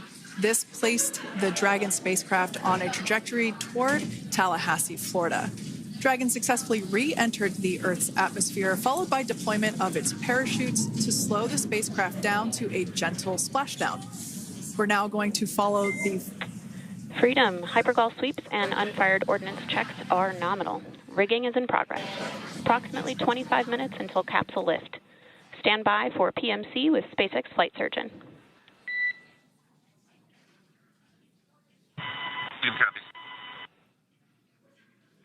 And so what we did just hear there was communications that those hypergol checks were complete.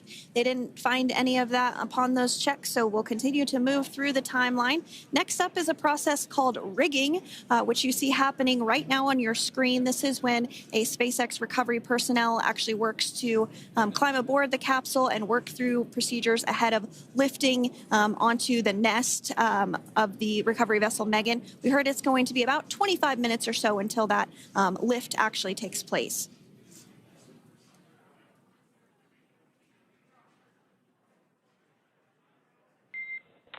Okay, Freedom, the next call will be from the SpaceX flight surgeon on Dragon to Ground Private. Understand. Thank you. Callouts there indicating that the crew will have the opportunity to do a quick check-in with the SpaceX flight surgeon. This is standard procedure for every Dragon spacecraft when it returns to Earth.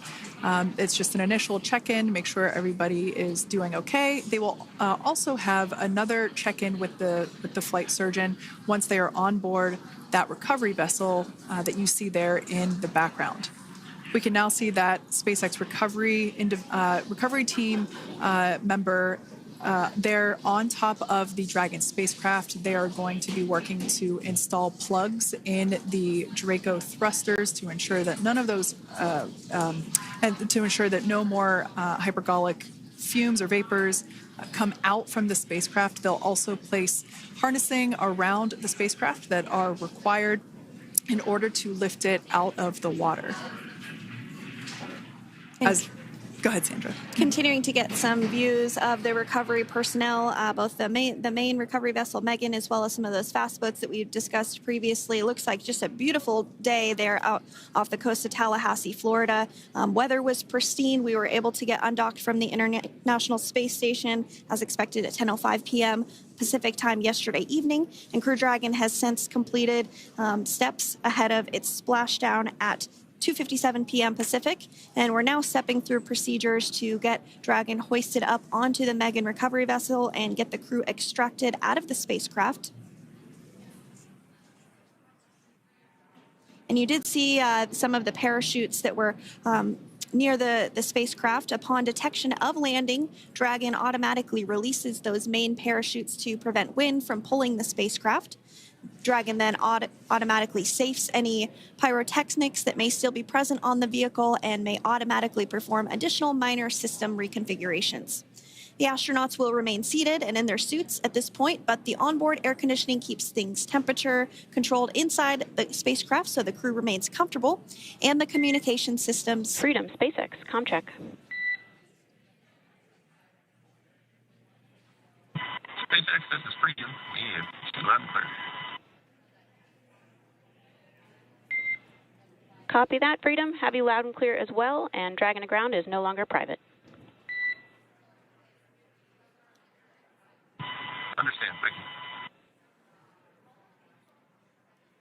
As we saw there on the screen, we have a couple of fast boats in the recovery fleet that have quickly moved into the splashdown location. They are being followed by one of the main recovery vessels, which will move into position upwind of the spacecraft. The two fast boats have very specific roles. Excuse me. The first approach is focused on immediate safety inspection, as we saw. They do this for spacecraft integrity and checking for any presence of those hypergolic propellant vapors. And this ensures that it is safe for the recovery vessel to approach Dragon. Once Dragon is cleared for full approach, as we heard is the case today, the team begins rigging the spacecraft for water recovery by the recovery ship. The second fast boat is responsible for parachute recovery and also serves as a redundant boat to the first one that makes the initial approach to the Dragon spacecraft. As we saw a little bit earlier, we were also able to see one of the recovery team members get on a jet ski to help gather up the parachutes that were automatically detached from the Dragon spacecraft upon splashdown. And it will take a little over 10 minutes for the recovery crew to complete their safety checks.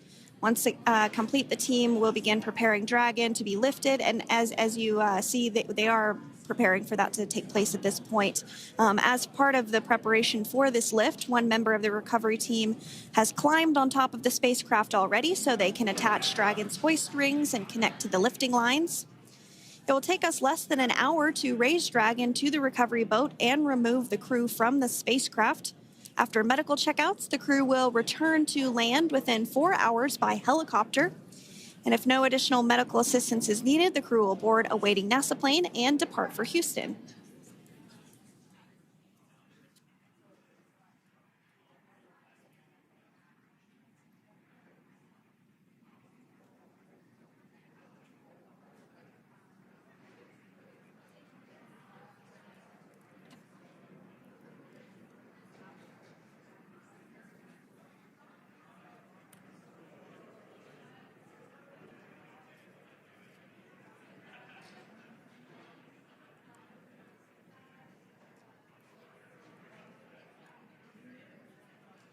And as we continue to await Dragon to be hoisted up onto the ship, we have a very special treat. NASA Public Affairs Officer Jaden Jennings, who is actually on the recovery vessel and had a bird's eye view of the splashdown today. Jaden, how are you? How was the view from the recovery vessel?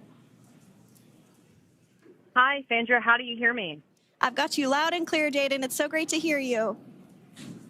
Awesome. So Splashdown, Sandra, was nothing Freedom, short of be advised. spectacular. We are transitioning the forward link. Comm will be unavailable for approximately 5 minutes. Freedom compass.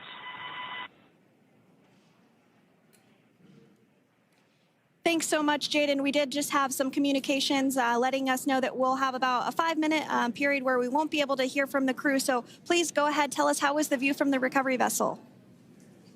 Absolutely. Yeah, I was mentioning earlier, Splashdown was nothing short of spectacular.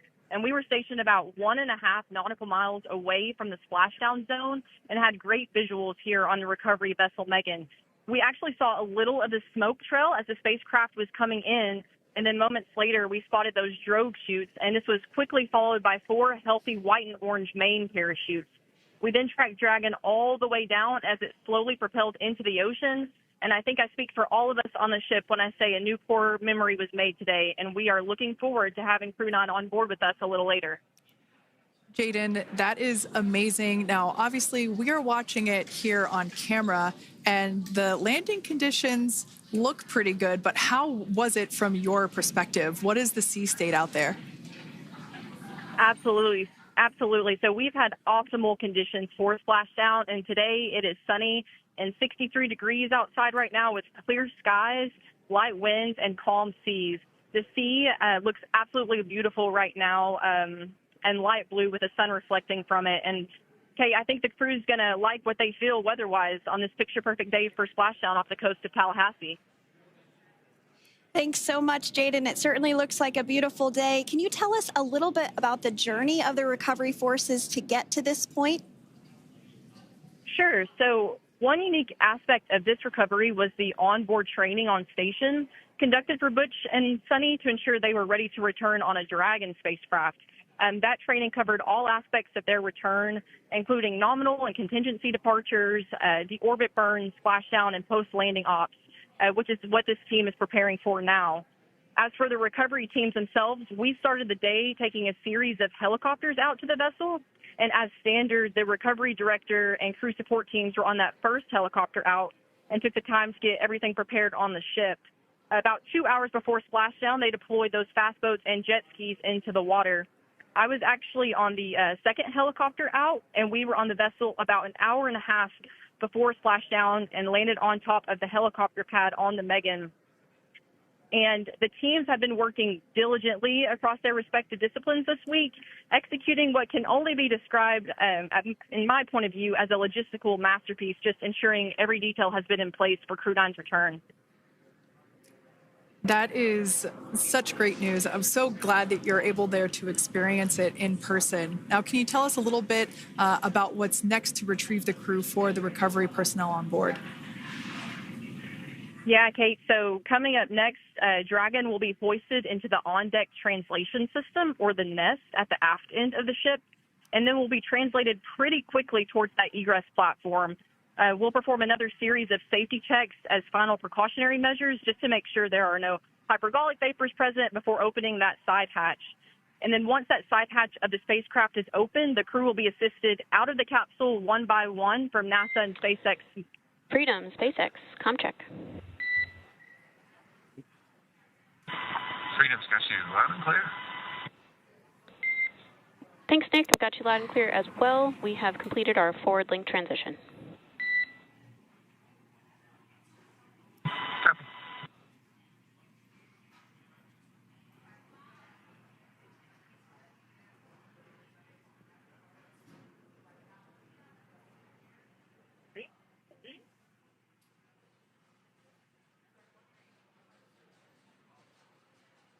And Jaden, if you did just want to go ahead and let us know what is next to retrieve the crew, we are continuing to get some great views on our screen, but I know you have an even better view yourself. Oh, yeah, Sandra, this view is absolutely unbeatable. So just to kind of finish off what I was saying is once that side hatch of the spacecraft is open, that crew will be assisted out of the capsule one by one from NASA and SpaceX medical personnel, where they will then head to the med bay. And after those medical checks, they will get on that first helicopter out and arrive at the airport, where they will then board a NASA plane and then head back to Houston, Texas at the Johnson Space Center to begin their post-flight period. And we're eager to see the Crew-9 astronauts back on Earth, and we'll keep you updated on every moment of this process. With that, I'll toss it back over to you guys at Hawthorne. Thank you so much. That was Jaden Jennings, NASA Public Affairs Officer, who watched Freedom splash down firsthand from the recovery vessel. Megan, thanks so much, Jaden. So we are continuing to get these great views on our screen here of Freedom. As we mentioned, it splashed down at 2:57 p.m. Pacific time off the coast of Tallahassee, Florida. The recovery personnel are continuing to step through procedures to hoist Dragon onto the recovery vessel Megan there, which is now coming into view. You can see just how close Megan is at this point, and that's that helicopter pad that Jaden was just discussing, where the crew will fly off of onto the coast of Florida, and then eventually they'll fly back to Houston. Just underneath that helicopter pad is that translation deck where we will see the nest once it is loaded up with the Dragon spacecraft on board. The nest will be translated to the forward end of the recovery vessel, and that is where our Crew-9 team members will egress from the Dragon spacecraft. Now, here on your screen, we can see dolphins, actually, who want to come and play with Dragon. Now, one of the fast boats there in place, working to assist the recovery team member. It's incredible. I just love these views. We really see them even better in daytime, but just seeing the recovery team work in tandem to step through each step, to step through each operation. Obviously they're getting quick assists from the honorary part of the recovery team, those dolphins in the water there. Now, the recovery team member that is crawling around the Dragon spacecraft. Earlier we saw a view where it was like a spider monkey pose.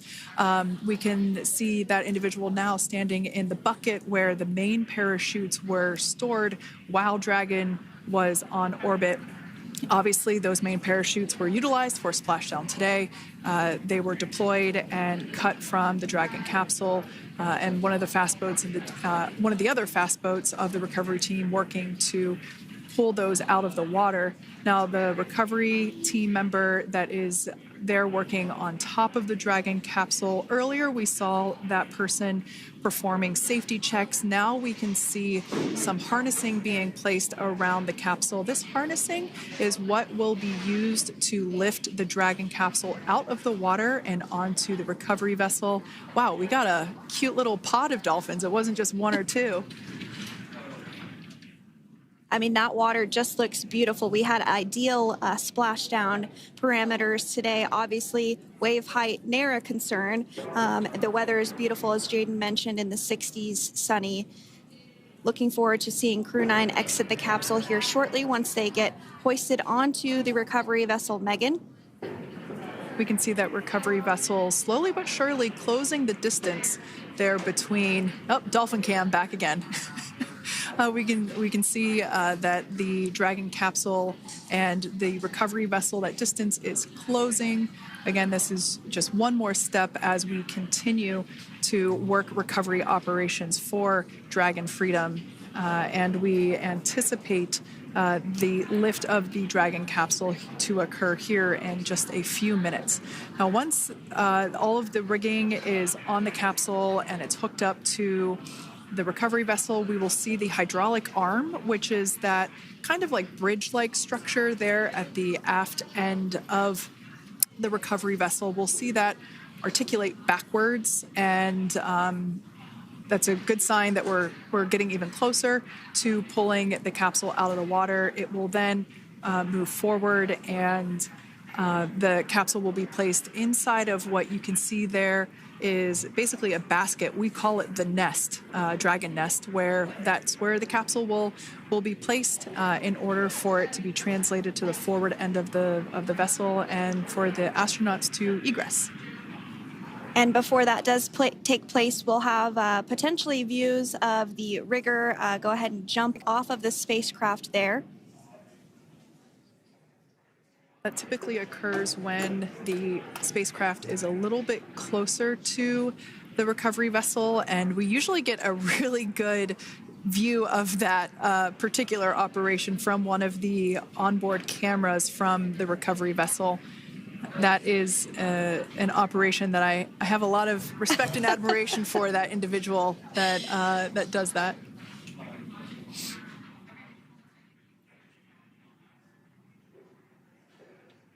So again, Dragon continuing to get closer and closer to the recovery vessel Megan. You see some of those ropes now coming into view as well.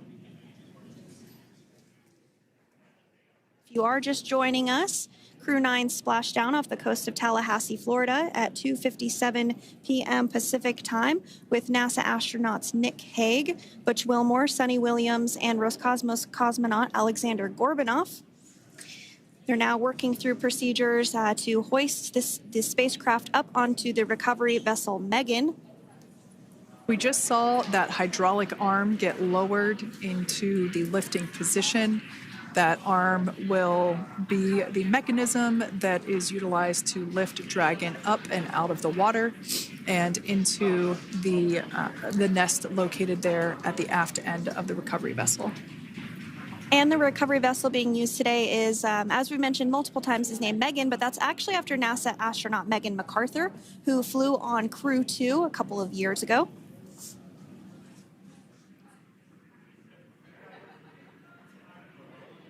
We're getting some views now from actually inside the boat. Yeah, you're exactly right. This view is straight down the recovery vessel. That platform that was closest to the camera, that is the egress platform. Freedom, rigging is almost complete. Approximately 5 minutes until capsule lift. Great news there from SpaceX Core.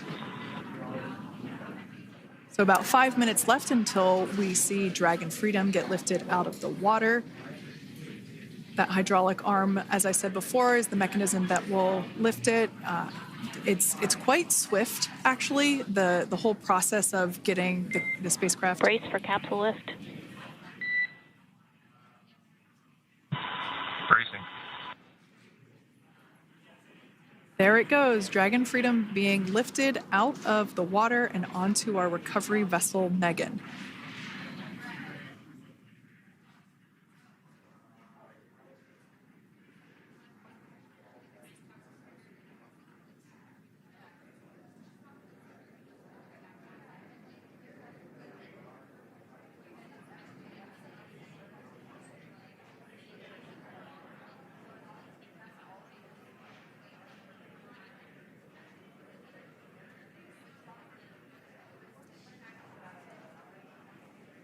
So once securely on, Welcome aboard the recovery vessel. Recovery personnel are completing final checks and stand by for translation to the egress platform. Freedom copies. Great news there, letting us know that Dragon Freedom has been successfully recovered from the water's surface.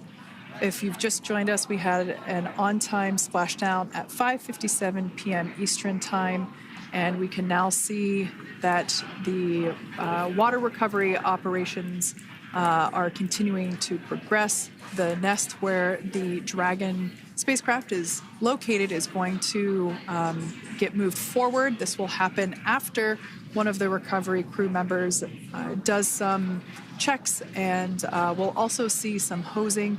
Obviously, the spacecraft splashed down in salt water. Salt water is corrosive, and we want to try and rinse out as much of the salt water as possible to reduce that corrosion on the metallic structures. So we can see some guidance there being provided, really steering the spacecraft properly into the Dragon's nest. And it's been 30 minutes since Dragon splashed down, and as you can see there, the spacecraft is already on board the recovery vessel Megan. Things continuing to move very smoothly today throughout the entire operations from the deorbit burn up until this point as well. And Freedom, it looks like the positioning wasn't quite right, so they are working on repositioning the capsule in the nest now. Okay, copy that. Thanks. And with that, the team is just going to adjust the Dragon spacecraft a bit so that it's in the right position ahead of translating up a little bit closer ahead of the side hatch. So the team is now going to step through the procedures to ensure that that takes place. While Dragon does fly itself autonomously, it clearly is unable to park itself autonomously. We want to make sure that the Dragon capsule is properly seated there in that nest.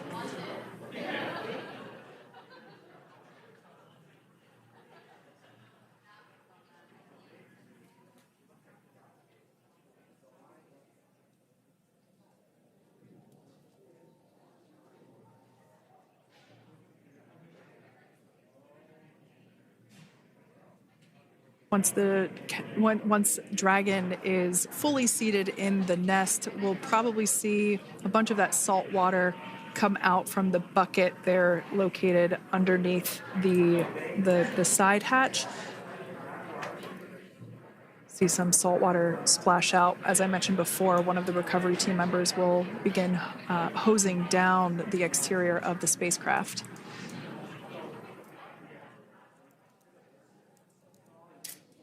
So you are continuing to get some great live views on your screen of Crew-9, which includes NASA astronauts Nick Hague, Sunny Williams, Butch Wilmore, and Roscosmos cosmonaut Alexander Gorbanov, who splashed down off the coast of Tallahassee, Florida, 2:57 p.m. Pacific time this afternoon. Now working to get that spacecraft situated in the nest. Just making some final adjustments and tweaks to ensure that it's nice and secure.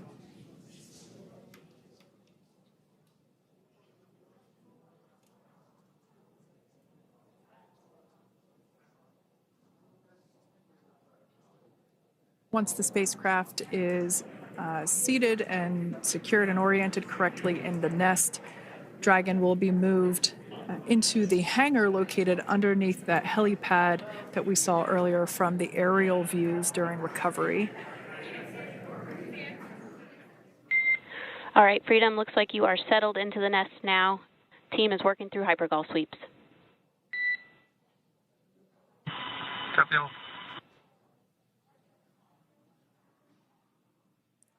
Call out there telling us that the recovery team is doing the second round of those hypergolic sweeps.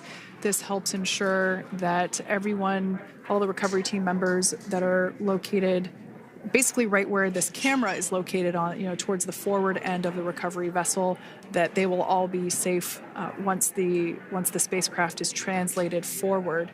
So we're just doing some additional steps to make sure that the hypergolic propellant that is utilized for maneuvering the Dragon capsule while on orbit, making sure that none of those vapors are still present on the exterior of the capsule. That's right. And there are a variety of individuals on board the boat that help with recovery operations. Not only do we have the recovery personnel that you see here, but we also have a doctor that will check out the crew members as standard procedure.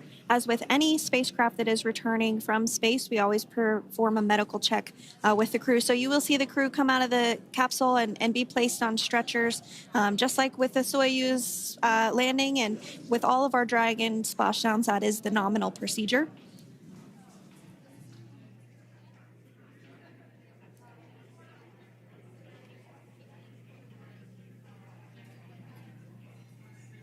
We'll stand by to see Dragon Freedom translate or scooch up a little bit closer to the camera angle that we're seeing right here. And then teams will step through procedures to get that side hatch opened. You see it right in the dead center of your screen there. It's kind of that rectangular shape. It has not been opened since Crew-9, which include Nick Hague and Alexander Gorbanov, launched back in September from the Kennedy Space Center in Florida. So that will be the very first time that hatch is opened. Once docked to the International Space Station, crew enter through the top hatch, which was where the nose cone is now closed. That's the hatch that they actually utilize to go ahead and get inside the International Space Station.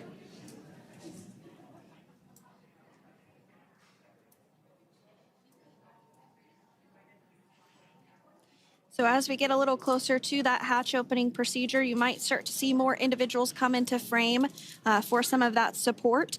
The ship has a maximum capacity of a little over 40 people on board, and it takes a variety of different roles, as we've discussed, to support. Also on board is the chief of the astronaut office for NASA, that's Joe Acaba.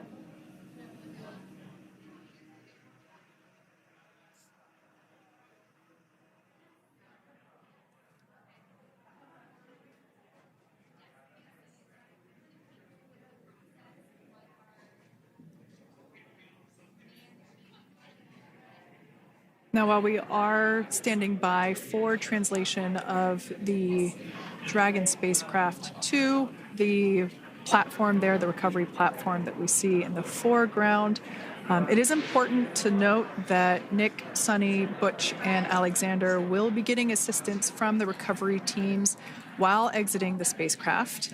This is the same process for any returning long-duration crew members.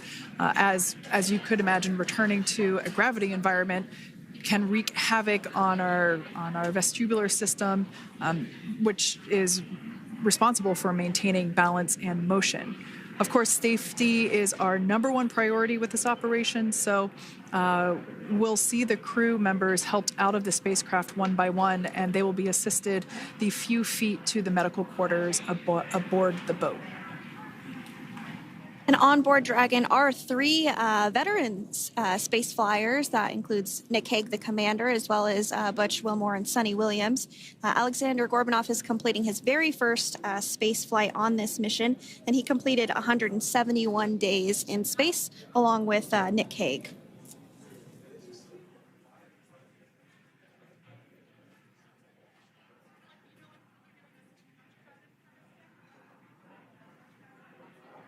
For those of you that have just recently joined us, well, I would encourage you to hit that rewind button and go back a few minutes. It was a beautiful splashdown of Dragon Freedom with the Crew-9 cohort on board. They had an on-time splashdown at 5:57 p.m. Eastern Time, 2:57 p.m. Pacific Time. We can see that the spacecraft... Freedom translation is in progress. Copy, and seal it. We can see that spacecraft was successfully recovered from the ocean surface and is now being washed with fresh water, as obviously they splashed down in salt water. So we're trying to rinse off as much of that salt water as possible. And we can see the spacecraft continuing to move closer and closer to that recovery deck. Freedom, the crew is working on side hatch opening now. Expect hatch open in about 2 minutes. Okay, copy that. And Kira, just wanted to say that you guys, you and the team did an awesome job, both uphill and downhill. Just really, really impressed. Thank you. Thanks, Nick. It's been an honor. This is a pretty exciting moment coming up. We are working to open the side hatch. One thing that may not be obvious from, just looking at the spacecraft here is that this side hatch that we're about to open, the last time it was open was when this spacecraft was at the launch pad. This side hatch is what is used for initial capsule ingress and final capsule egress, but all comings and goings from the spacecraft while it is on board the space station are from the forward hatch, which is located at the top of the spacecraft under that nose cone. So this is a pretty exciting moment because it will be the crew's first breath of fresh air since boarding their ships at the start of their journeys last year. And the very first person that will have the opportunity to say hello to the crew once that hatch is open is a SpaceX medical recovery personnel representative. Then we'll see procedures take place to remove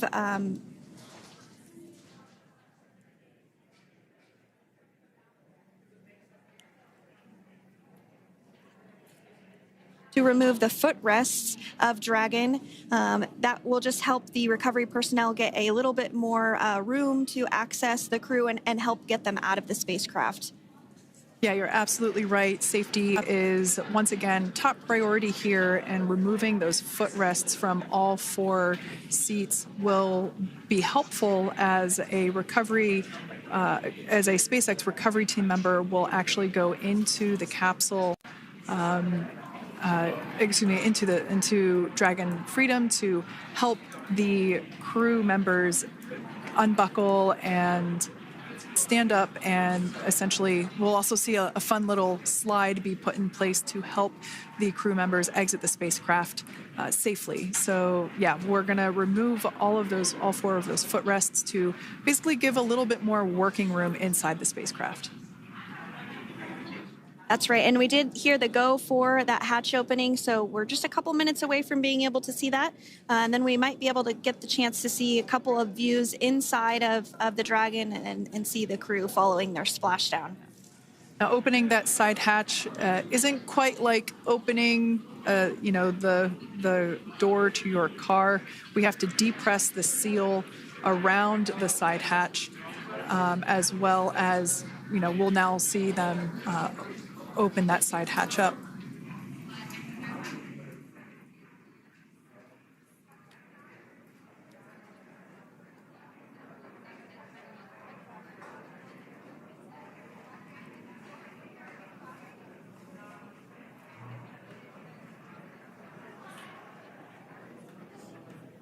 And there you have it. The side hatch is open for the first time since September.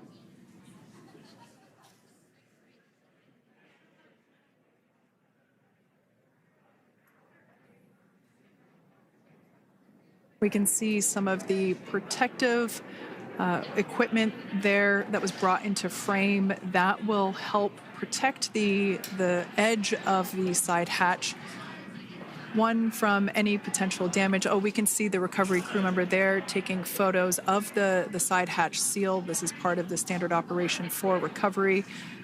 These photos will get saved into our procedure. We'll then install that protective frame around the side hatch. This helps to ensure that the side hatch itself, the edges of it, incur no damage while crew members are coming out from the spacecraft.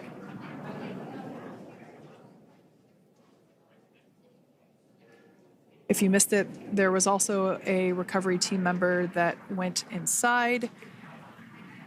So there are now 5 people on board the Dragon spacecraft.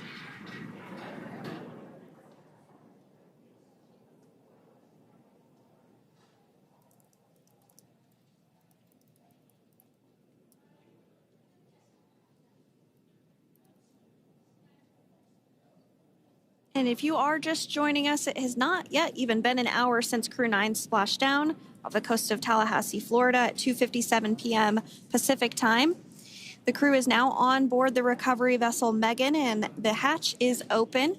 The next major milestone that we'll see is when the crew will actually egress or exit the spacecraft. But before that, they'll continue to, the recovery personnel rather, will continue to install that protective area around the hatch and then remove the footrests. So we're a couple minutes away from seeing the crew egress, but not too long away.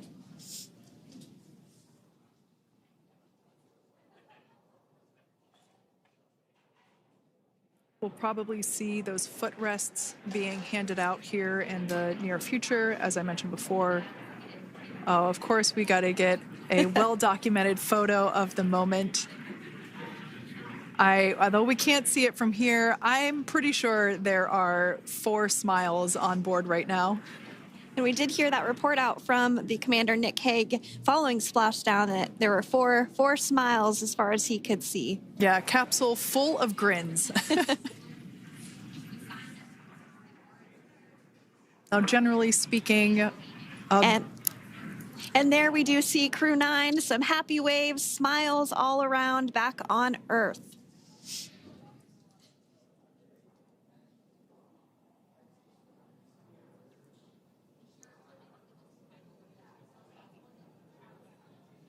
Generally speaking, we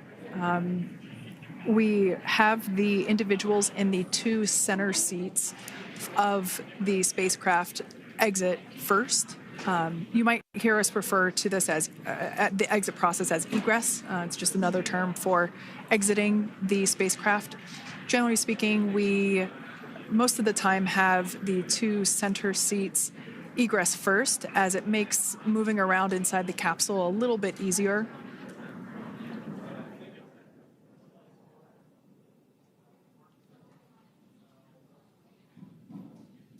We can see the tablets that were previously located on the upper leg of the crew members. We can see those being handed out to the recovery team. Those were taken off prior to the entry phase, to spacecraft reentry. Those had to be stored and secured prior to dynamic operations.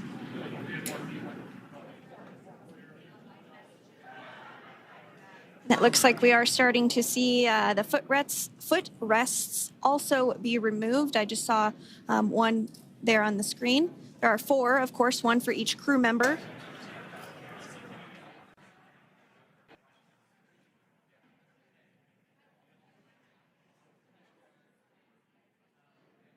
Those footrests are made out of carbon fiber and are actually sized appropriately for each crew member, as everybody has different measurements and different leg lengths.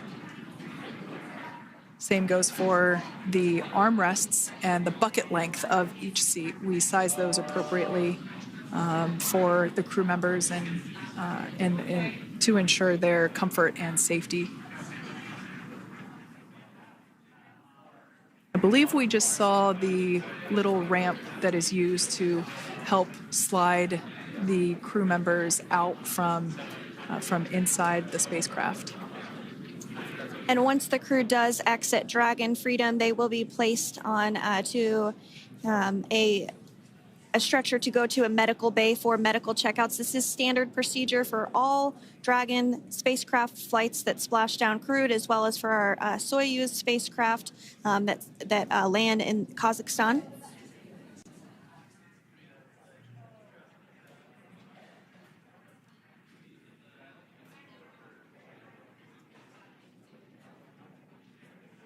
We could see the exterior of Dragon Freedom quite clearly in this shot, and it's such a beautiful sight. I personally prefer the capsule when it has some of that charring from atmospheric reentry. It is the signature sign of a capsule that has returned to Earth.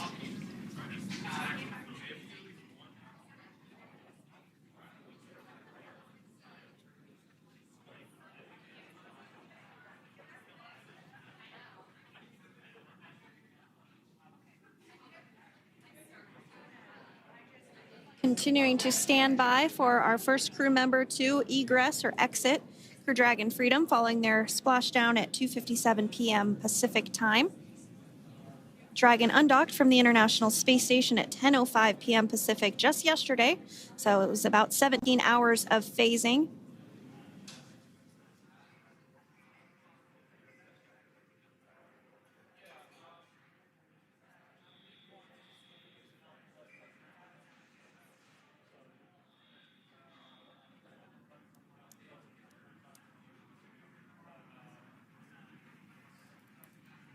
And while on board the International Space Station, Crew-9 contributed to 900 hours of science, over 150 research experiments and investigations, making great use of the microgravity lab of the International Space Station, which celebrates 25 years of continuous human presence this November.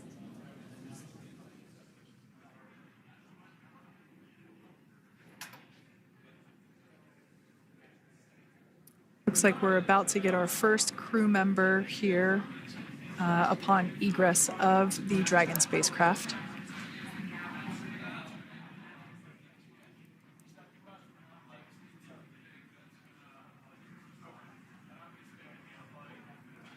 So we are standing by for that egress. Outside of Dragon, you do see one of those stretchers. This is the expected procedure as the crew will be taken to medical facilities following their exit from Dragon.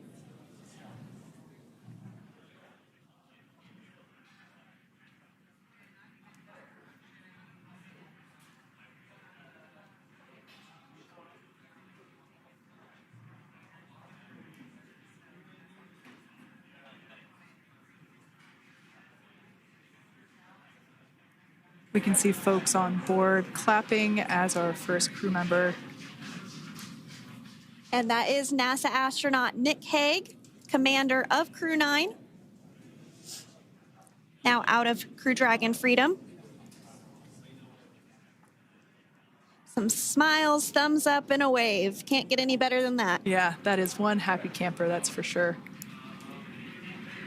As we said before, it is standard procedure for all of our long-duration crew members to receive assistance upon egressing from the spacecraft.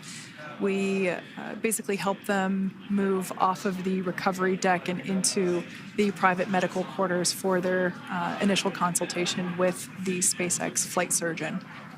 So we'll see that take place for all 4 of our crew members today.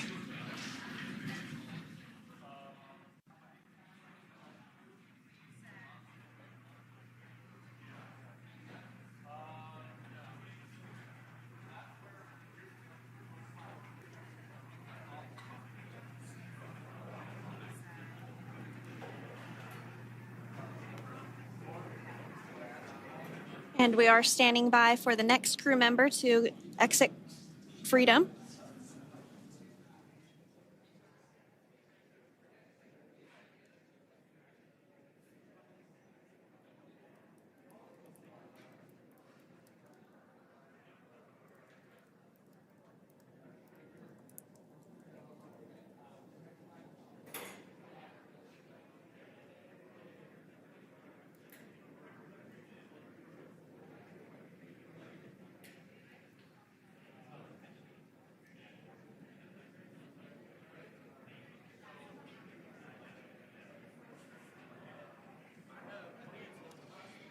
Next up out of the capsule, we expect Roscosmos cosmonaut Alexander Gorbanov.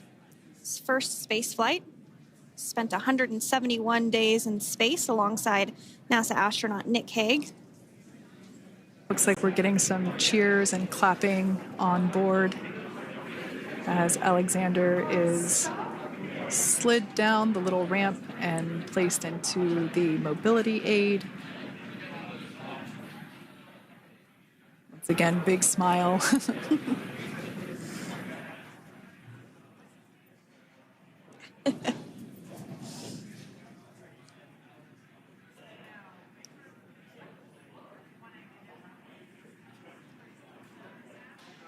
Now, the 2 crew members remaining in Dragon are NASA astronauts Sunny Williams and Butch Wilmore. They completed 286 days in space. One of the remaining footrests being removed from the Dragon spacecraft.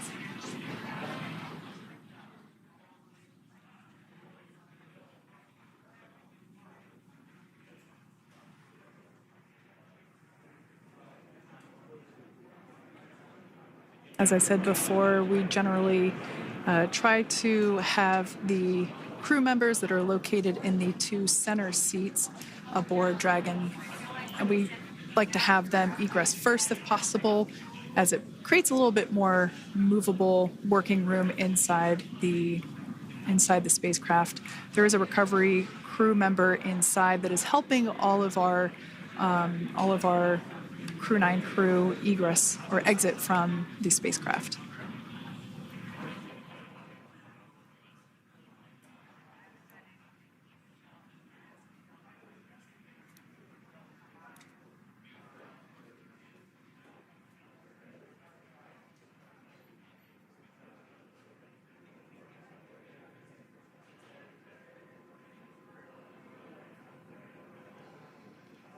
We are standing by for the next crew member to egress or exit Crew Dragon Freedom following the splashdown not even an hour ago at 2:57 p.m. Pacific time.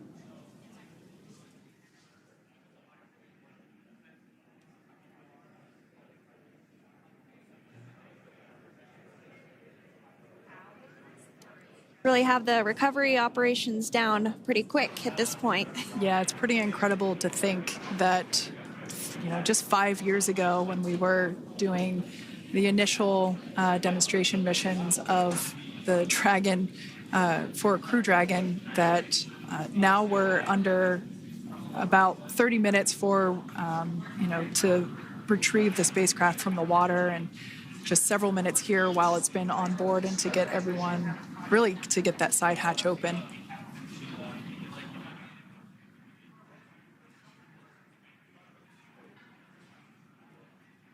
For those of you that have just recently joined, the Dragon had an on-time splashdown.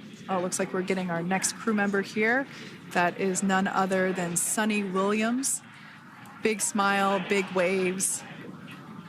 She, like her other crew members, now will be assisted onto the mobility aid.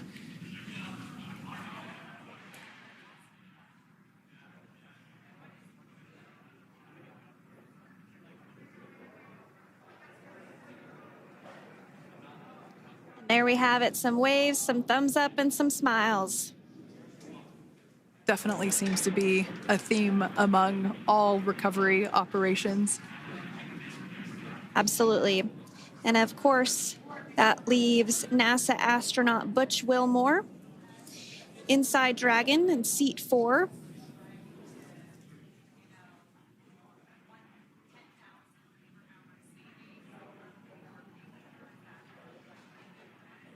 We're getting some views of him now as he egresses or exits the spacecraft.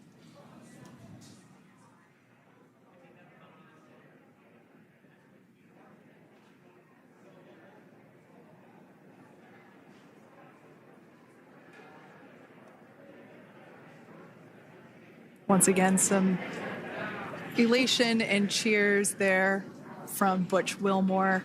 As we mentioned before, returning to Earth coming from a microgravity environment can wreak havoc on the body. So it is customary and just standard procedure for all of our long-term space residents to get assistance once they are back on board the recovery vessel.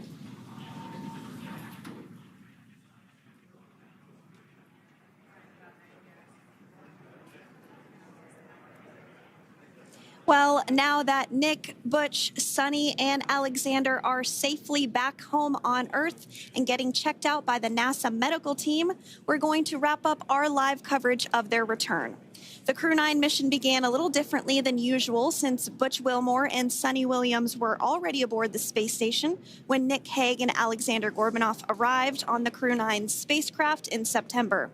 Having arrived as the crew flight test crew for Starliner, Wilmore and Williams were fully incorporated into the space station's Expedition 72 team and began research and other work aboard the station along with the other crew members. Williams commanded the orbiting laboratory for much of the expedition. After a successful liftoff and separation from Falcon 9, Nick and Alexander made a short flight on board Dragon to the International Space Station. Veterans of long-duration space station missions, both Williams and Wilmore conducted spacewalks during their 9 months in space. Like all crews on the station, Crew-9 had the ability to leave at any point had there been an emergency. With their full-duration mission coming to an end, the crew began packing up their personal items for their return to Earth about a week ago and worked through tasks and shared lessons learned with Crew-10 teams as they arrived a few days ago. Their journey home began about 17 hours ago when they closed the forward hatch to Dragon and undocked from the space station at 10:05 p.m. Pacific, 1:05 a.m. Eastern. After 4 successful departure burns and a phasing burn to line up their orbit, Nick, Butch, Sunny, and Alexander rested for a few hours before waking up to prepare for re-entry this morning. We jettisoned Dragon's trunk and performed our final on-orbit maneuver, the approximately 7.5-minute-long deorbit burn, and that occurred at 2:11 p.m. Pacific, 5:11 p.m. Eastern Time. And that sent Dragon on its path home. The spacecraft re-entered the Earth's atmosphere and slowed its descent with successful deployments of 2 drogue parachutes and 4 main parachutes, with the final splashdown occurring off the coast of Tallahassee, Florida at 2:57 p.m. Pacific, 5:57 p.m. Eastern. Following that successful splashdown, we saw SpaceX recovery experts move in and prepare Dragon Freedom for its lift onto the recovery vessel. And just a little less than an hour following splashdown, we saw Nick, Sunny, Butch, and Alexander make their way out of Dragon and into the recovery ship's medical facilities, safe and sound. Next up, they'll catch a helicopter flight back to shore, where they'll transfer to aircraft that will take them home. The astronauts will take a NASA plane for the short flight back to Houston, where they'll be reunited with family and friends to bring an end to this mission. It's been an honor and a privilege to share their journey with all of you as we continue this new era in human spaceflight. Return today marks the end of the direct handover we executed after successfully launching the Crew-10 mission to the space station just last week on Friday, March 14th. Thank you, as always, for joining us for tonight's coverage of the splashdown of Crew-9.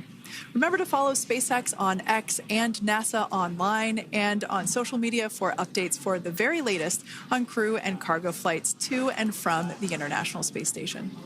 And we'll continue to share the progress of Nick, Sunny, Butch, and Alexander on social media as they travel back home. We do also have a post-splashdown media briefing coming up at approximately 4:30 p.m. Pacific, 7:30 p.m. Eastern, where leadership will share a final update as we conclude this successful mission. So, from all of us at NASA and SpaceX, welcome home, Crew-9. So long.